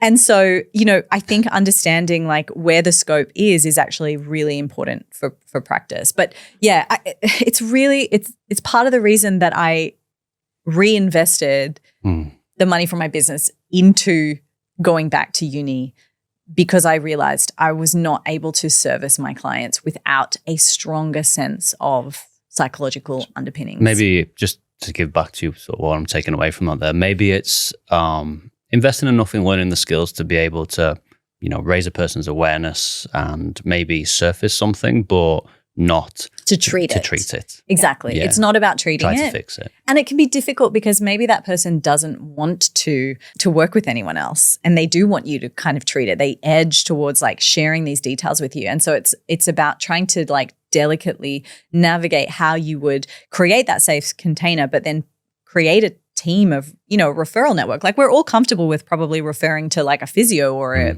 other health professionals on that front, but not so much how to refer to when it's a psychological thing. I think it's considered taboo as well. There's a stigma around it. If someone for sure. says, hey, I'd like to send you to the physio to have a look at your ankle, it's probably received a bit different to like, hey, I'd like to refer you to a psychologist for your relationship with food. But that means we need to be training coaches. Exactly. And coaching, how to ask the hard questions, how to sit with someone in a difficult emotion.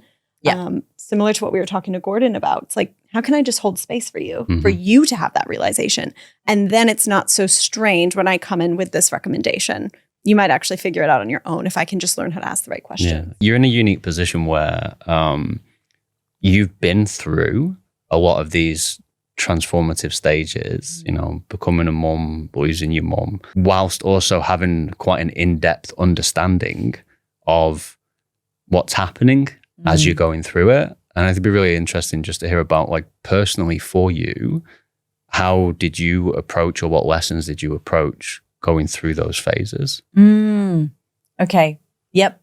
Good question. I think it's always very different when you're in it. It's always harder to access all the like quote unquote knowledge in a real sense when it's happening to, or it feels like it's happening to you. But I think that's part of the reason that I became so adamant in wanting to work with people who are going through these transitional stages, be it grief, be it motherhood, be it, even breakups and divorces and things like that, is because they're real life. Yeah. And sometimes sport, we come from an elite sporting background, like elite training, right?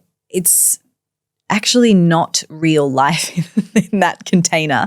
Totally. But everyone's association with fitness is that, because what happens is any branding around fitness, be it coming from, Nike or like any sports brand, it's coming off the back of this inspiration we feel when we look at elite athletes. And then it starts to filter down, and we associate that brand and we think, okay, cool. Like when I'm training, I'm sweating and things are intense and I've got to start to behave like an athlete. And what does the athlete do? And what does his coach say? And who's training the top tier? What are those coaches saying about training? The problem is that what athletes are going through is very, very different, because they are choosing to kind of almost in a way pause many of those other things. That's not to say that athletes don't go through grief, and often it becomes the source of their motivation to keep going, because you can, in a way, numb many of the effects of grief or many of the effects of adversity through exercise, which we've touched on a bit, right? You can mute yourself to it by going, okay, I'm just going to, every day, all I have to do is wake up, focus on the goals that I got to get, focus on my training. What does my coach say? Okay.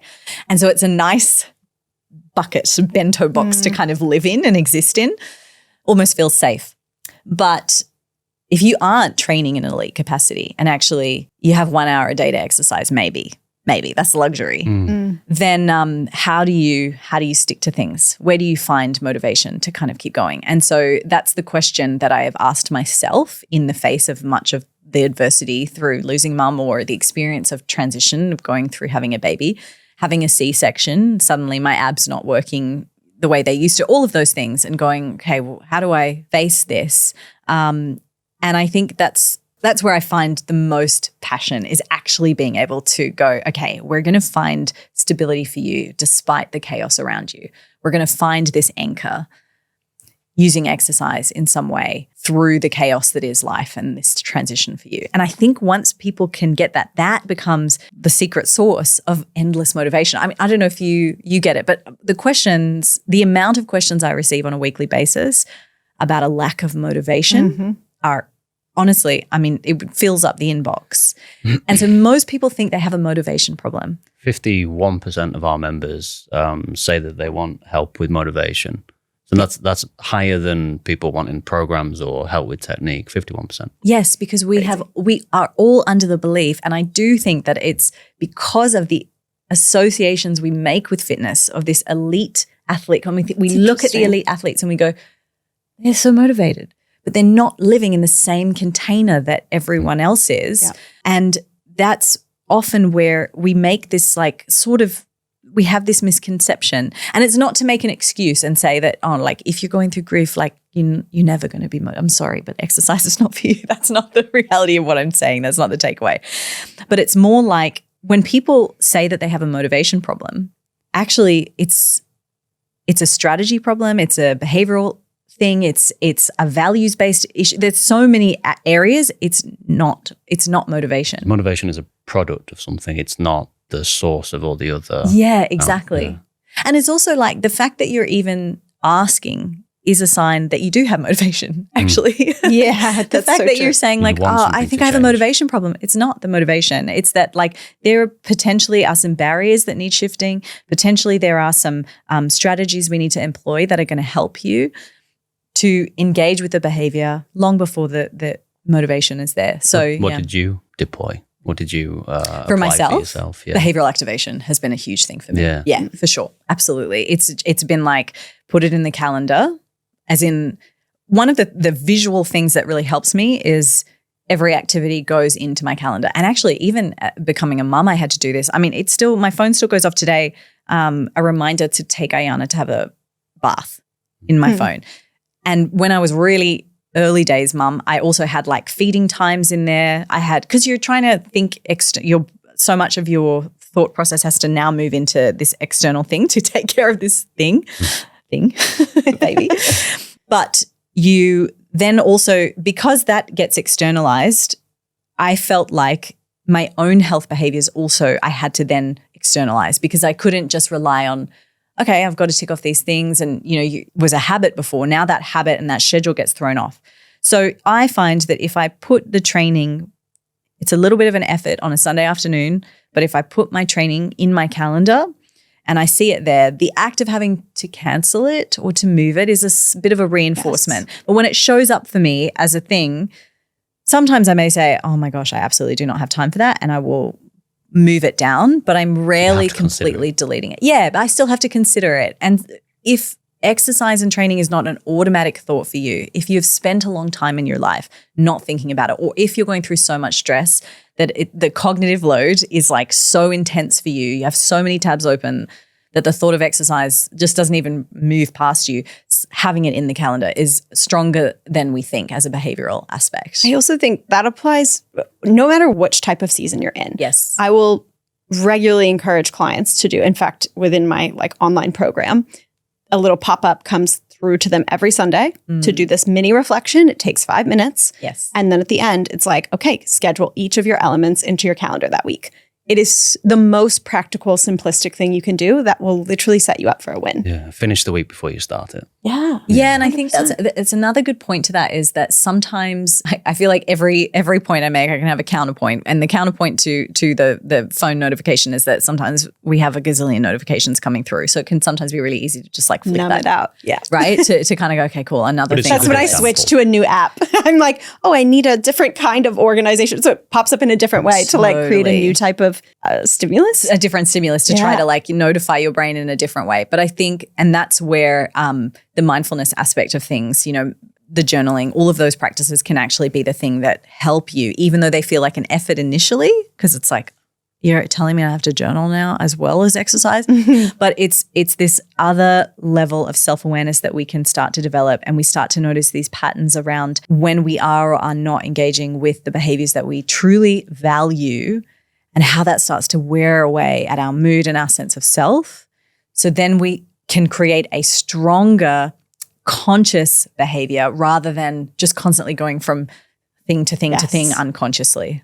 You've mentioned journaling a few times now. I have, Is it something how do you approach it personally? Yeah. So I joke about it because I mean, I have photos in my phone of me like journaling by the beach before baby, like just, you know, I'd take my morning steps and then I'd go sit down and I'd journal by the beach. And like, look, for anyone who has the time to do that I don't joke because I'm joking about you doing it. It's the best thing. It's absolutely what I would do 100 times over if I didn't, you know, have a baby, or if any of those things. So it's not to say that the act of that is the joke. The joke is me laughing about how much I used to think that journaling was like a non-negotiable. And then I had Ayana come in and I lost my mum, and the thought of sitting still with my thoughts to write about my mum, or to even sit still regardless and have some time to think about things after just having, you know, like my boobs drained and like, you know, whatever, all kinds of fluids thrown up on me, pooed on me, all of the things. I just found that the idea of journaling was such a cognitive, like, additional stress. It become a barrier at that point. Oh my gosh, exactly. And so the thought of being like, oh, this is a romantic thing to do with the self, and no, I don't want to touch it. And it was almost in that moment that actually I probably really needed it, because it's in those moments of resistance that you can recognize that there's probably something underneath that will be really beneficial for you to uncover. So it started out as just like 5 minutes before bed, just after Ayana's gone down, and it's that moment. Many of us struggle to get out of the habit of like being on our phones, you know, the little scroll before bed or whatever, the quick check of Instagram before you go to sleep. But actually, if you could just take a few minutes, open up your Apple Notes app. Doesn't have to be a special app for it or anything. It's just like, just keep a track. Even you can put it in your calendar, even in the little notes section. It's just keeping a track record of these things is very helpful if you also tend to ruminate before you sleep. If you're struggling to sleep, often it's because it's this same thought going through your mind. If you externalize it, again, there's a whole therapy called narrative therapy where the whole goal is to understand and become aware of the thoughts, the dominant story that you're telling yourself. We all have narratives about ourselves. We all have these like constant running stories, but often they're just running automatically and we don't ever externalize them. And that makes two problems with that. One, it's that we never see what that dominant story is. So how can you change a dominant story, particularly if it's a negative one? How can you change it if you're not even willing to kind of like honor it and read about it and see it? But the second thing is that often when the story is stuck to us internally ruminating, it feels like we're the problem. But actually the problem is the problem. Okay, and we are separate to that and we have agency over it. So I think that through this process of understanding yourself through the story and the words, and what are the common words that you're using to describe something, over time you start to notice that pattern and you can change the way you tell that story. In narrative therapy, specifically, there are ideas of these things called unique moments. So if you kind of notice this dominant story about something, let's say like it's always like, oh, I don't know, I don't really like the gym. I'm not a gym person, you know, and when I go to the gym, I don't really like it and it's really confronting and I always fall over and people see me. But then there are these unique moments in life where maybe there was a time when you actually felt really strong, and it might have been outside of the gym, but it might be like, oh, well, yeah, I guess I do feel kind of good when I'm running, or I do feel kind of good when I'm doing this. So then you can start to get someone talking about exercise in a way that's not following the dominant negative story. And instead it's actually more like a unique moment that you then strengthen and you go, okay, well, let's tell a different story. Okay, so you feel really strong and empowered when you're running. How do we get you to feel that way when you're also training? Okay, well, what about that time when you hit that PB? Or like, what about when you finally did a push-up? oh yeah, okay, I did feel kind of good. Over time, we start to train. Exactly. It's gathering evidence and it's training that internally, because it's those internal narratives that are going to dictate the external behaviors. And as you said before, those narratives that get repeated become beliefs. They become beliefs. Exactly. And the beliefs is where the automaticity comes from. Yeah. And so we don't even get a chance. So coming back to journaling. They get questioned a lot less. Exactly. Yeah. Exactly. So the journaling helps us. So it's not just the act of this individual thing that you're going to write on any given day. It's gathering data so that then once a month or once every 3 months, you kind of sit and you go, I'm just going to have a little reflect on what are the things that what are the themes that are coming up? Oh, it's interesting. Like I kind of always speak quite negatively about myself, or I always speak quite negatively about my partner. Like what is that? How do I, and you sort of Socratically, and when I say Socratic questioning, this is a technique that comes out of cognitive behavioral therapy, but it's this idea of just questioning without judgment. Just, so what? So, so what's next? And so you just kind of keep asking lots of questions. Have you found that the practice of journaling has allowed you to become more skilled at doing that in real time with your thoughts? Yeah. Because it's a skill. Yeah. Absolutely, it's a skill. And I think like sometimes there's something to be said for the over ruminators, and I definitely have a habit to do that as well. So like you don't want to intellectualize it too much. Sometimes we need to just get in our body. And that's again where fitness can come into play. Think about overthinking. Exactly. Yeah, exactly. Like that can also be not helpful. So that's why biopsychosocial, baby, it's like you got to do all of them, right? And sometimes we need to have it with friends. That's the social element. It's like, who are you surrounding yourself with, right? And this is why gym environments are so important and powerful. And we can't let it be the dominant barrier to training, but it is a factor in why people won't show up at the gym. Yeah. You know, it's like if male dominant space and you're a woman and you've never lifted weights before, like, come to one playground, because honestly, we've got women lifting weights all over the place. Exactly. Then go to one place. Exactly. Because it's not that. But back in the day, I mean, particularly when I started, it was like so strange to see a woman in the weight training space. I had to really challenge myself to move into that. I had a PT actually, because I was like very scared of the idea of moving into that space. So I think it's really respecting, we're tying it all back in. Biopsychosocial, it's respecting that there are multiple factors at play. You're not crazy. There's not a moral deficit if you're not able to engage with the physical, but it's about saying like, what else could be contributing to this? When it comes to journaling, I think so many people think of it almost like meditation, where they're like, I'm bad at this. And so they don't know where to start. Yes. Is there a really simple prompt that people can go in with every time? So they're just not, because they're like, I don't want to, not like a diary person, right? Like that, we kind of categorize it in this really funny way where I either need to be analyzing myself or writing a diary entry or whatever.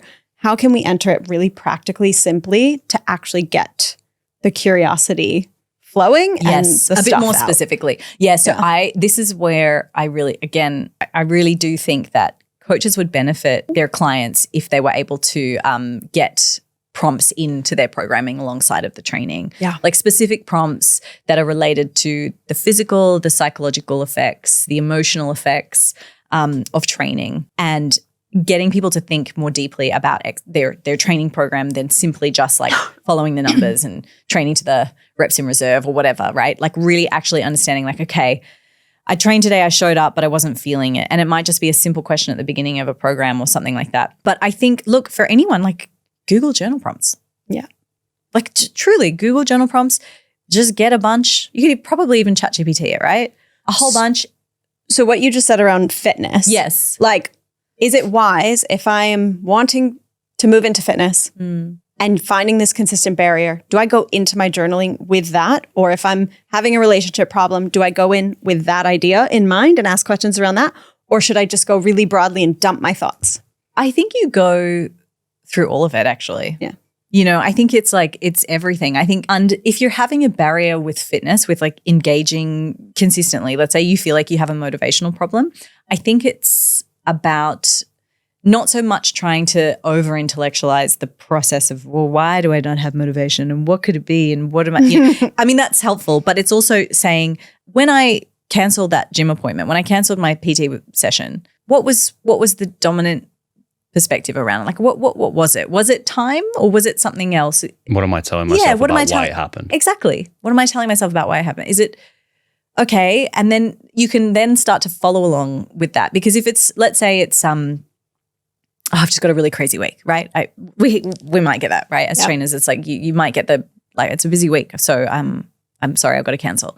Okay. But when we did the values inventory, right, it's like this is in alignment with your values. So are you going to be able to show up for yourself in this avenue of the value later in the week? Could you make time for it? Through further questioning, sometimes you might uncover that it's like, oh, I'm just really stressed and the idea of stepping into a busy gym really turns me off. Okay, well, let's find another way. Should we take it to the park, or should we, can we take it to your house? Or is there another way that you can still kind of get this done, get the exercise done, get the training done without it necessarily completely derailing? I think it's that level of flexibility. I think that's such an important point, because coming in with simply what happened and forces today, like what happened today, forces people to slow down and reflect, as opposed to just getting caught up in planning tomorrow. What did you notice about what happened, and what are you telling yourself about what you noticed? Like that sort of sequence can lead to a lot of awareness very, very quickly. Massively.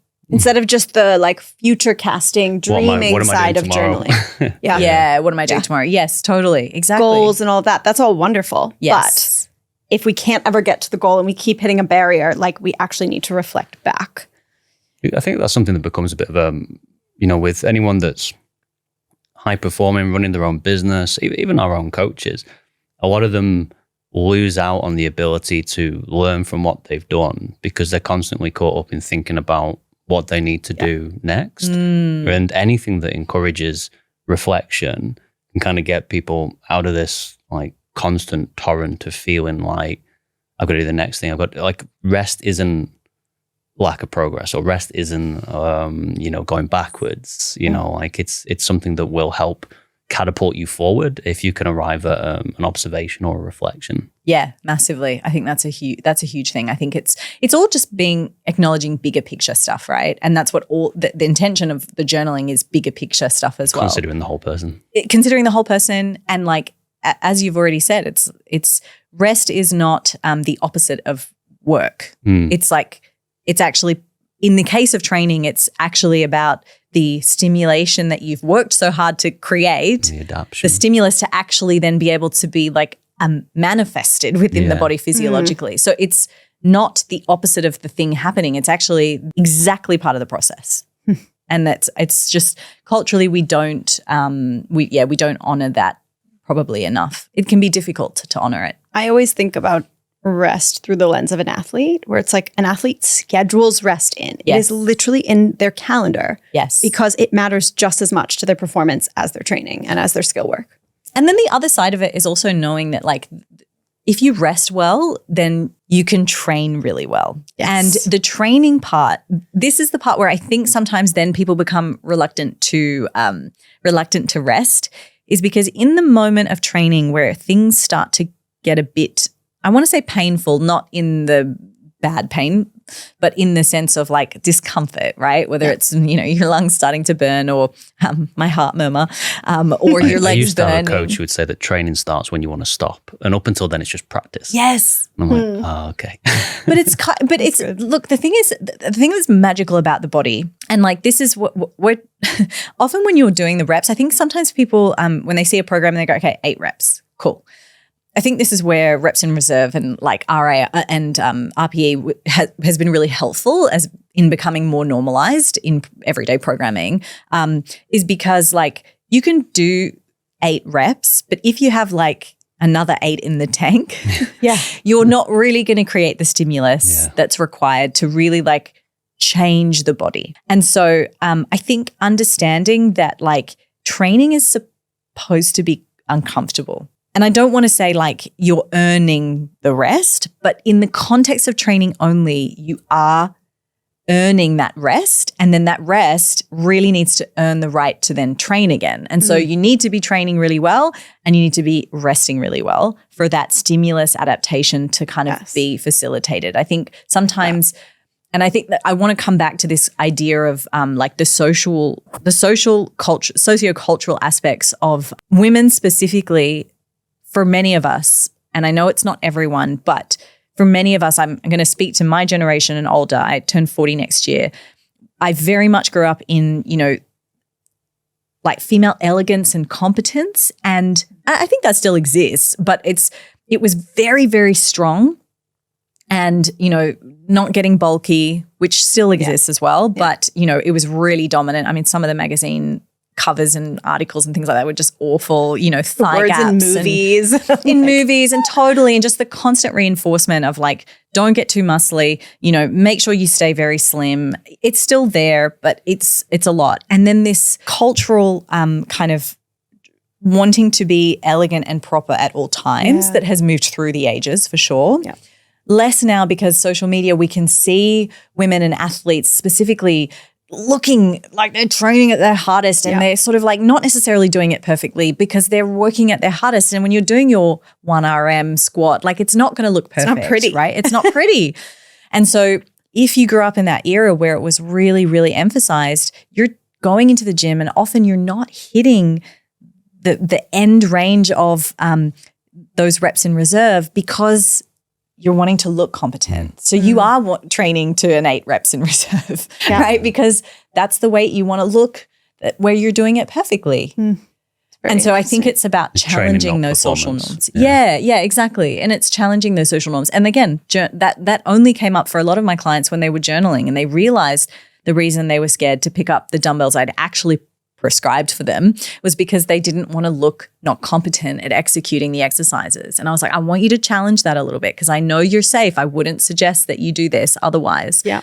So it's definitely all impacting us. It's stuff like this that makes me think the personal trainer's jobs are safe and the robots are not going to come for them. Well, no, exactly. Yeah. Absolutely. I think it is, especially like, both real life and because this quality, like it also comes through in online coaching. And so it's absolutely, you can't pick that up because also if you're just getting ChatGPT to write your programming, there's a lot of nuance that it's not able. So it's obviously taking from your previous things, but then how is it going to notice any of your gaps? And that's what a real human is able to do. 100%. Right? That application of context, I think, is going to be very important to the way that personal trainers navigate this space over the next couple of years. Well, that's what's going to create the edge, isn't it? Because if you're only providing a program and numbers, a little bit of exercise and numbers, then it's not going to be enough. No. Why would people not just go with the robots? Yep. Absolutely. For the fist bumps. What'd you say? Fist bumps and high fives. Exactly. Yeah, exactly. Yeah, and the bad counting. Yeah. Oh God. The 2 more left. So bad. So I'm sorry to all my clients out there. Yep. This is a little bit of going backwards, but I just think it's a really important topic to hit on grief. Sure. So in the process of grief, we need a certain level of distraction in order to survive. Yes. How do you know when to keep moving and when to like stop and feel and actually grieve the emotions? I think it's definitely an individual thing for sure. This is, for me, exercise has the habit of being that thing that will numb. So it has the potential for it to be like, okay, train and just get it done. The difference with the grief experience I had with mom was that I had Ayana. And so like she created the logistical barrier to being able to use exercise, which meant I had to feel my feels because I just was sitting with Ayana. I would also say that Ayana prevented me from feeling my feels because you also have a baby. So you're like one side trying to like cry and then you're like, hey, trying to entertain. Oh my gosh, so Jekyll and Hyde a little bit. A little bit. And you're sort of like, okay, suppress this for now. I don't have time. I've got to make sure this, and this. So actually exercise was not the thing that numbed me, but being a mother was the thing that forced me into the numbness of like the grief. So the strength of a mom to be able to navigate. Yeah, like but both of those things it's simultaneously. So funny. You hear it, but then it's like, it's also, I don't know if you can relate to this, but it's just like, you don't really have a choice. Like it's not like a conscious, like, I mean, you do, you always have a choice. Reprioritization of anything I've ever experienced. Yeah. Everything became deeper and clearer, like immediately. Yeah. It's a deep level of clarity for sure. But I think that ultimately, if you know that you have a habit to numb, be it with social media, social experiences with friends, like, alcohol, whatever, substance use, exercise, any of these things, then it might be worthwhile making a conscious choice to schedule in moments of nothing. Yeah. Moments of nothingness, not even necessarily journaling. Sometimes just truly sitting, closing your eyes and breathing. You brought up this idea of meditation and people feeling like they can't meditate, and that one of the best analogies, and I'm really sad that I don't remember who said this, but it stuck with me. I wish I could give credit. But basically, he talks about the benefits of meditation, and he says the funny thing is that people often sit down to meditate and they close their eyes, and obviously all the thoughts start to surface and the rumination starts to surface. It happens to all of us. And we immediately assume that means that, like, you know, we're doing it wrong, or we're doing it wrong. So then he says, okay, let's say you're just about to get into exercise. You're starting to get into exercise. And so you decide to, like, do some stairs. So you go, okay, I'm going to go do some stair runs. You start running up the stairs. You get to the top of the stairs. Your heart rate is increased. You're feeling hot. Imagine turning to yourself and saying, I must be doing exercise wrong. The symptom of exercise when you first start, or even when you're in it doesn't matter whether you're a beginner or not, is the feeling of the heart rate increasing, the temperature increasing. When you first sit down to meditate, even beginner, novice, and pro, that moment of all of this stuff rushing up is the process of it starting to happen. Like, so you have to allow space for that thing happening. And I think so many of us make the assumption that we're doing these things wrong, when in reality it's just the immediate symptom of actually the behavior, the act, the practice.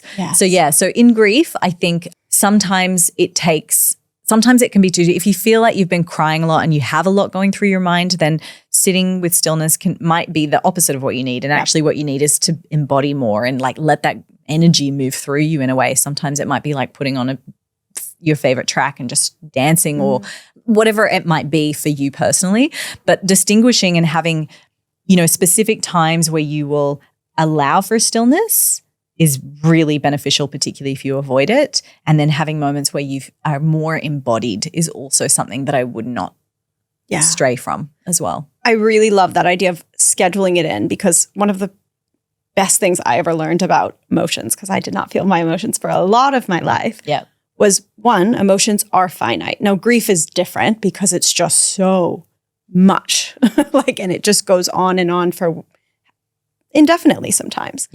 But emotions themselves need containers of space to be felt. And so if we can create this time-blocked container, sometimes that removes the fear of, like, I'm going to get stuck in this forever. And I'm never going to get out. If I let it come up, it's going to be forever. They have also done research on the tears that happen through, like, onions, just extracting liquid, like just standard, and then emotional tears, like sadness tears, happy tears. They each have a different chemical compound. Like, as in, obviously it's still going to be like water and salt, but hormonally anyway, the structure of it. So yeah, it's like, actually it's your body's way of bringing more balance to you. So I am personally one of those people that don't like to cry. Like, I don't, it comes up, but I don't necessarily always want to let it come up, and I resist it for a long time. And then once I do it, I'm like, oh shit. Amazing how should have let it happen. I just feel a gazillion times better. And it's your body's way of, like, chemically rebalancing you. So yeah, not to resist it. I do want to just ask, where can people follow along with what you're doing? How can they train alongside of you? Give us the full understanding of.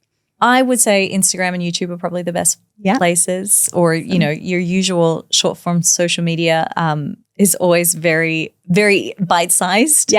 But then YouTube for, you know, follow along workouts and videos and vlogs, and I also have a podcast called the Vertue podcast as well. Amazing. Well, we have a closing tradition, and we want to know. Shots. I wish. Tequila. After all about like whole,some conversation.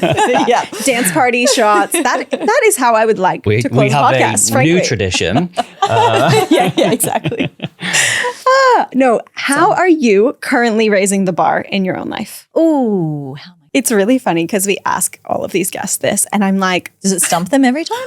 No. It does sometimes, but I'm also like, we've just heard about all the insane things you were doing.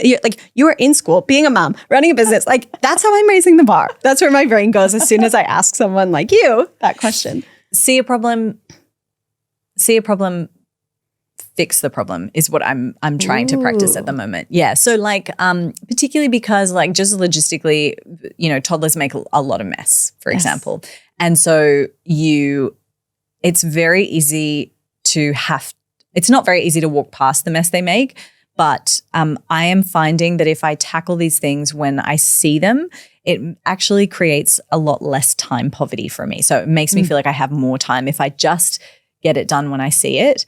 And in addition to that kind of like, see the problem, address the problem. So it's rather than, like obviously there's basic things like don't leave a plate in the sink, which, our mum has maybe told us or maybe not told us, but either way, like those parts are fine. But it's more like not letting things accumulate over time, like understanding what are the daily things that would just genuinely make my brain feel like less strained. And often it's very easy when you're feeling particularly stressed to just walk past things, but it's faster if you just get them done immediately. And then I think on top of that, it's trying not to continue this story of I don't have time. I don't have enough time. I think time poverty is actually a very well-studied aspect in psychological research because it's impacting many of us and it negatively impacts us physiologically as well. It creates all kinds of barriers for lots of different health behaviors. And so actually not continuing that story and actually saying, no, I do have time, but maybe I shouldn't try to fit so many things into a single day. I know it sounds so obvious, but it's very easy to do. I have a reminder that pops up on my phone multiple days a week and it says you have plenty of time. Because I literally need to like tell my nervous system to calm down. Even on days, I rarely have days scheduled where I have lots of margin, but even on slower days, I can find my energy like moving as if I have no time. Yeah. And it wears on you. It wears on you. It's allostatic load. But it's just even things like, I think, and it doesn't sound like you're raising the bar, but it's like doing less, but doing them very, very well, if that makes sense, Yes. Love it. Yeah. Well, thank you. This was absolutely a very pleasure. Fascinating. Great conversation. Thank you for joining us so much, Thank you so much for having me. Since our episode with Shona, I feel like the biopsychosocial model has been showing up everywhere. Like I keep referencing it. Can't not see it. Every time I just keep hearing her voice go, biopsychosocial. That's awesome. But yeah, I feel like I've referenced it in like 4 conversations since. And it's not something that I never knew before, but I think just having such a rich conversation around it, I'm like, I can't unsee it. Yeah. This is everything in life. That's such an important message. There is so much impact in what you do. It's never a single thing. There's almost always a level of context and nuance that crosses each of those areas. Yes. I think social gets left out a lot too. I think we understand biological and psychological connect more so now than we ever have. But social we kind of discredit. But the reality is who you're surrounding yourself with, your relationships, play into everything. What's expected of you. Yeah, totally. Yeah, what's expected. I think that was an aha moment. Or even the example that she provided around resources. If you're watching an Instagram post about how to eat perfectly during the week, during the week, but can that person afford to buy those things? Do they have the time to be preparing meals at such length? There's a lot of really useful context that came up in the conversation, and she's just a great guest. Hey, you can tell that amazing. She doesn't just believe it, but she's lived it. Every piece of it. Even the fact that we navigated these major life transition moments, and she has navigated each of those in such rich depth. So to hear that firsthand experience, I feel like was so powerful. Grief is brutal, no matter who it is in your life, but to lose your mom at such a young age, it's just incredibly difficult. And whilst being a mother, whilst running a business.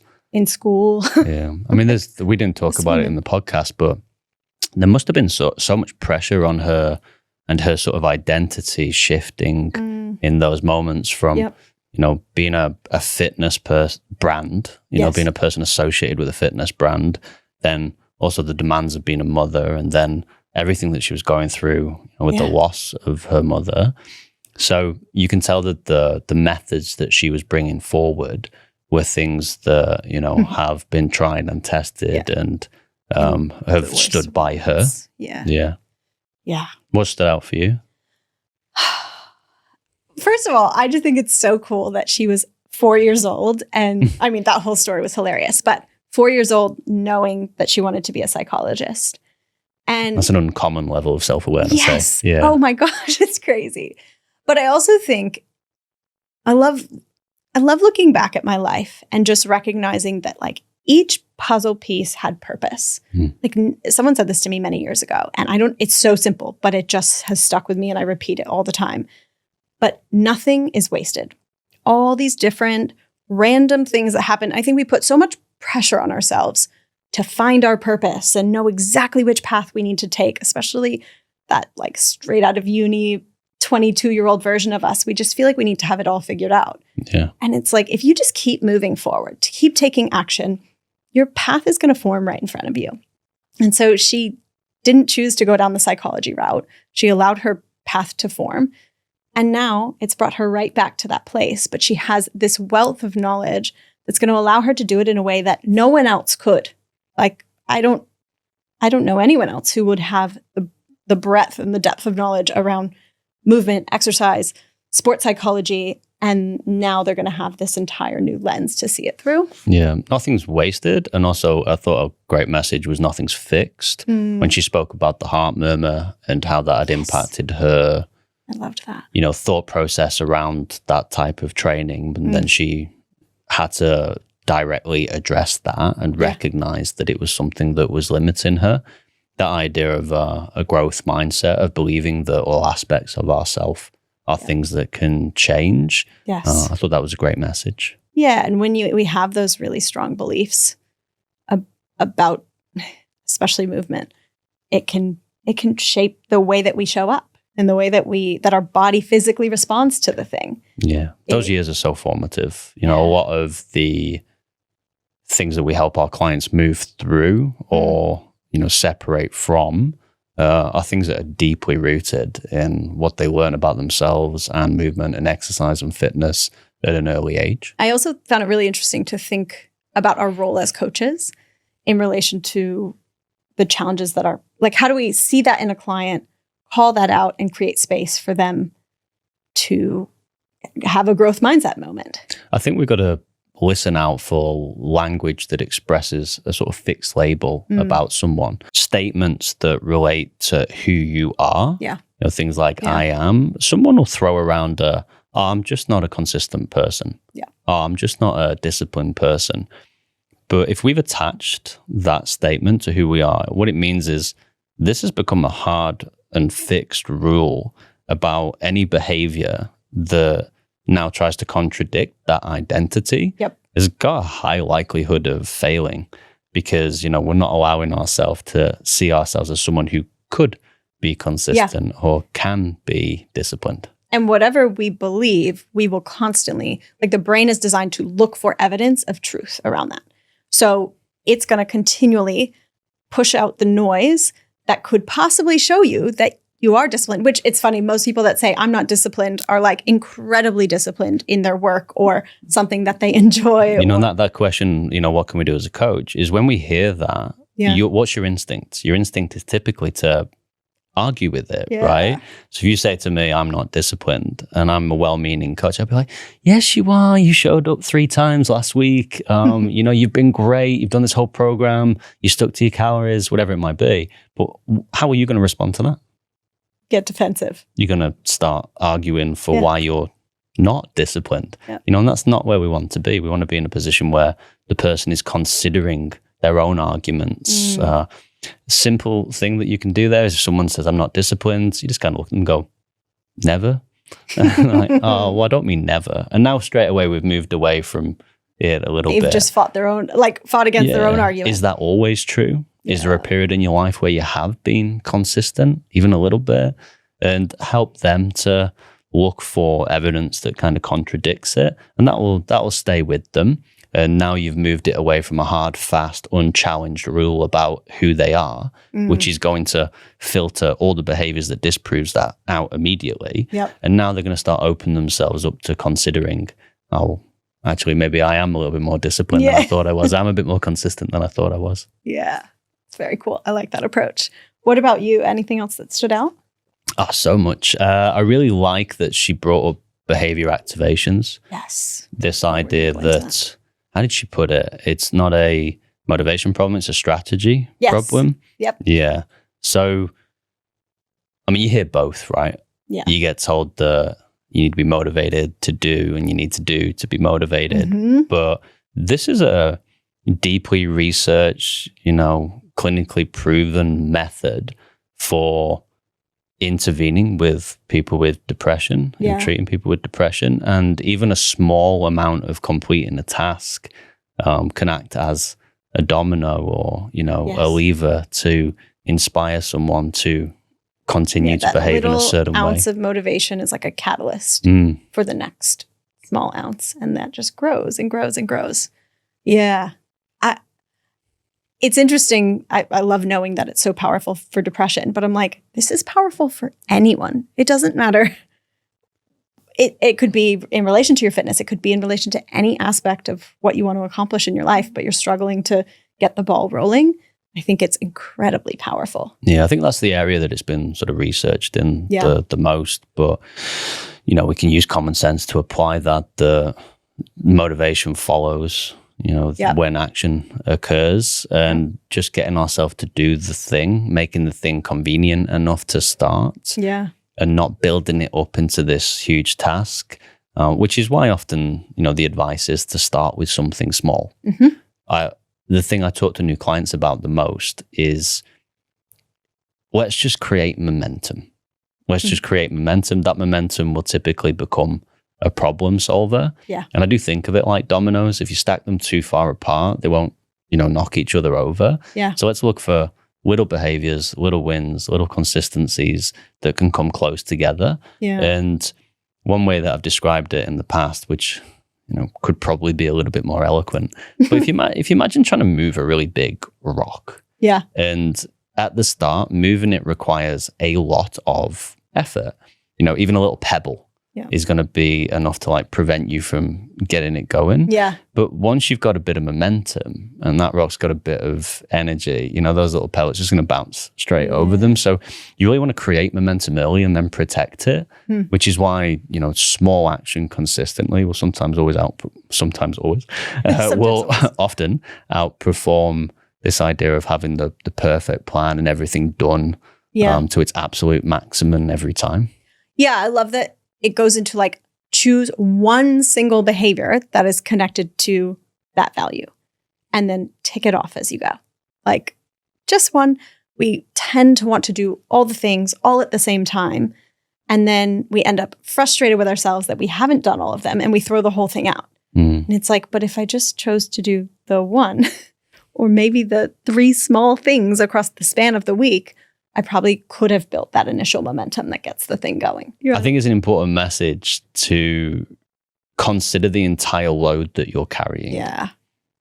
This so idea that you can't separate how you're performing in one area of life from what you're carrying in others.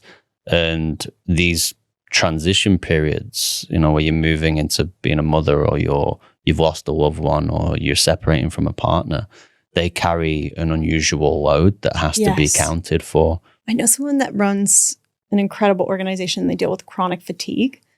And it just made me think of that, where it's when you're dealing with chronic fatigue, just the act of getting out of bed to take a shower is so much for your system to handle because the allostatic load is so heavy. And I think when you have a disease, it's easier to understand that. But when you're just passing through a phase of life, it's harder to give yourself the grace. But the reality is it's the same fundamental principles to a certain degree. It's your system is holding more of a load than it can handle right now, than it's resourced for, than it's recovered to be able to function optimally. And so just being kinder to ourselves in those seasons and recognizing, it might actually, the win might be the getting out of bed and taking the shower, or getting outside and getting sunlight in your eyes for 10 minutes. It doesn't need to be a 12-step morning routine, or a 3-day-a-week strength training protocol yet. And also accepting that it's okay that it's more difficult in this period and not adding like guilt or shame into the mix because you're not capable of, doing the same workout routine in your late 30s that you could do in your early 20s when you have different responsibilities at that point in your life and things that you are prioritizing. All of the constant judgment of ourselves is like so much more added load than is needed, but it's easier said than done. Mm-hmm. Okay. The behavioral activation model, we kind of just touched on a lot of it, but I actually pulled up a list of values and it really was that easy. Like just Google it. I used the ones from Brene Brown's website, which I felt like that was a safe bet. Anything from Brene Brown, I'm like, cool. Our girl. Yeah. Brene. So let's just do a couple of examples. So the steps that Shona walked us through were she said 10 values, but even if you just choose 3 to start in the spirit of starting small, but choose 5 to 10 values, and then we're going to attach a behavior to those values.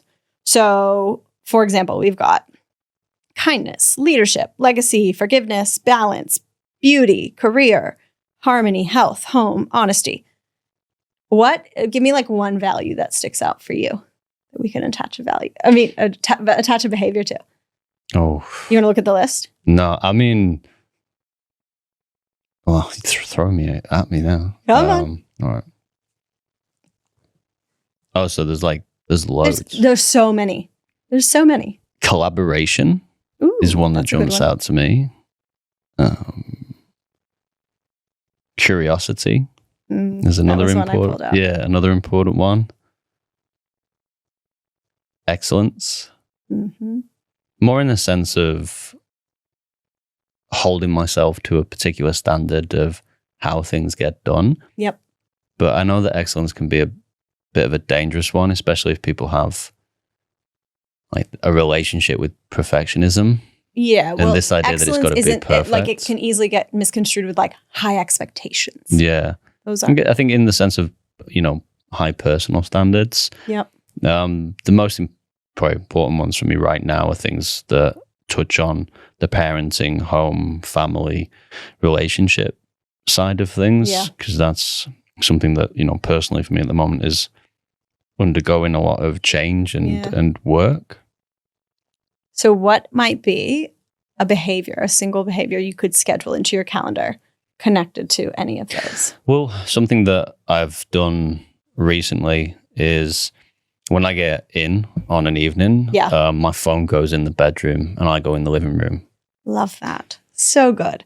We were doing that for a while. My husband and I, it was not when I got home. I wish I could say that, but it was an 8 p.m. cutoff, which is sad that it was that late.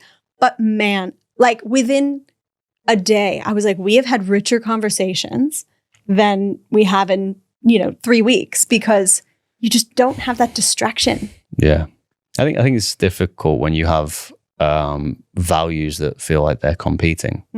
So for me, I actually had a client recently. I was talking to them about, because he's got like a 2-year-old. Obviously, my daughter's 4 months. And I was saying how, you kind of snap into this protect and provide mentality. Yeah. And he said, it's protect or provide. Ooh. And I was like, that's interesting. He's like, yeah, because if you're providing, if you're out there and, you're doing the work, you're not at home protecting. And I thought, that's a really valid point. And I don't want my desire to, give my family a great future to come at the cost of protecting the moments that I have with them. That's really difficult. It's very hard when you get into just get all the thoughts from the day to stop, all the things that are coming from the next day to wait, and just, allow yourself to be there and be with them and protect that time that you have. Yeah. So putting the phone in the bedroom when I get in, even the watch, taking that off, letting my team know that I'm kind of hard to reach after that sort of like 6 p.m. mark. Yep. And then being okay with that. So that's something I've implemented, and my wife will be sat there shaking her head like, when did this happen? But I promise you, I have been doing it. Show me the receipts. I've been doing it. That's awesome. Oh, that's really cool. I love that. I admire that a lot, I think. What about you? What was your value that jumped out? So curiosity, for sure. That was probably the first one that I saw. What makes that powerful for you? Well, because it connects to another value, which is, and from this list, what I saw when I was breezing through it quickly was growth. I don't know if that's the word I would necessarily use, but yeah, expansion. Mm-hmm. So I have to be curious if I want to continually sort of level up and expand my world. But I don't just mean like get smarter or level up in my career. I think expand my mindset, curiosity became really big when I lived in New York City, because I grew up in a much smaller town and you're kind of around a bunch of people that think the same. And then you move to New York City and you have friends from every culture, every color, every region, like just all over the world. And I realized how much I did not know and how these beliefs that I had formed growing up in a small town were just built off of like one idea of right and wrong. And so it expanded me so much as a human when I started to really get curious about the way people grew up and started to realize, oh, there's not one right way to do anything. There can be multiple things that are true and right at the exact same time. Yeah. And so I now live with a lot of nuance, but I did not for so much of my life. So yeah, I think that's kind of the fundamental piece of curiosity. How does it make its way into your day-to-day life? Always learning something new and always being open to a conversation. Conversation is where it lives for me. Yeah. Like the reminder to be curious prevents me from making assumptions, disconnecting in the conversation, jumping in to answer something for somebody, Yes. letting them sit with something, creating that space, being comfortable with that silence. I think that all stems from curiosity. Yeah. I think for me, the learning piece in that, though, is like, I used to be someone that was like, oh, I like learning about A, B, and C, and that's it. And now I'm like, oh, I want to learn everything. Like, hence a podcast, right? I'm like, I want to talk to anyone and learn about any topic, because it is so cool to learn through story. It's so cool to learn through what someone has spent decades researching. Like, there's so many different avenues that I can find more expansion. Yeah, this has been a real personal benefit for us. We just get to have amazing conversations with really interesting people every week. And we have, gosh, they've been awesome. It's been so much fun already. And then the other one, we touched on this in the conversation, but like joy for me is massive. Like intentionally prioritizing joy in my life. And I think sometimes it does have to be intentional. It can be intentional just by getting present and practicing gratitude in a single moment, but also like doing things that I know are going to bring me joy. Yeah, and I think that the call back to being present, it's one of those emotions that has the ability, like awe, joy, wonder. Yeah. They have the power to bring us into the present moment. They have the strength to like overpower that little bit of anxiety that we're feeling about thinking about tomorrow, whatever we're caught up in, we're wrapped up in. I think that's why we all enjoy the sunrise and the sunset so much. Yes. You get that sort of like draws you in moment that really brings you into the present. So doing things that give you joy, wonder, awe, they really help to put the rest of your thoughts in the background. It's so funny because we've manufactured this society that operates to distract us constantly. But yet we know that like the richest, most beautiful moments in life are when we're present. And hence put the phone away at 6 p.m. It's like, it is actually that simple. How can we remove just some of the distractions to allow ourselves to be present? Because you can be in the exact same, like you can have 3 different scenarios happening and 2 of them might even look better on paper. But if you're not present in them, they're not enjoyable.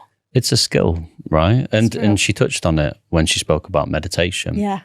The idea, I think she made the comparison to exercise and how when you're exercising, you wouldn't think you were exercising wrong because you felt an increase in your heart rate and you were sweaty. And, you know, it's like uncomfortable. Yeah. And meditation is a way that you can practice just stacking those thoughts, observing them without getting carried away with them. I said stacking there because the way that when I tried motivation for I did it for a couple of years, and I used to picture my mind as like a big filing cabinet.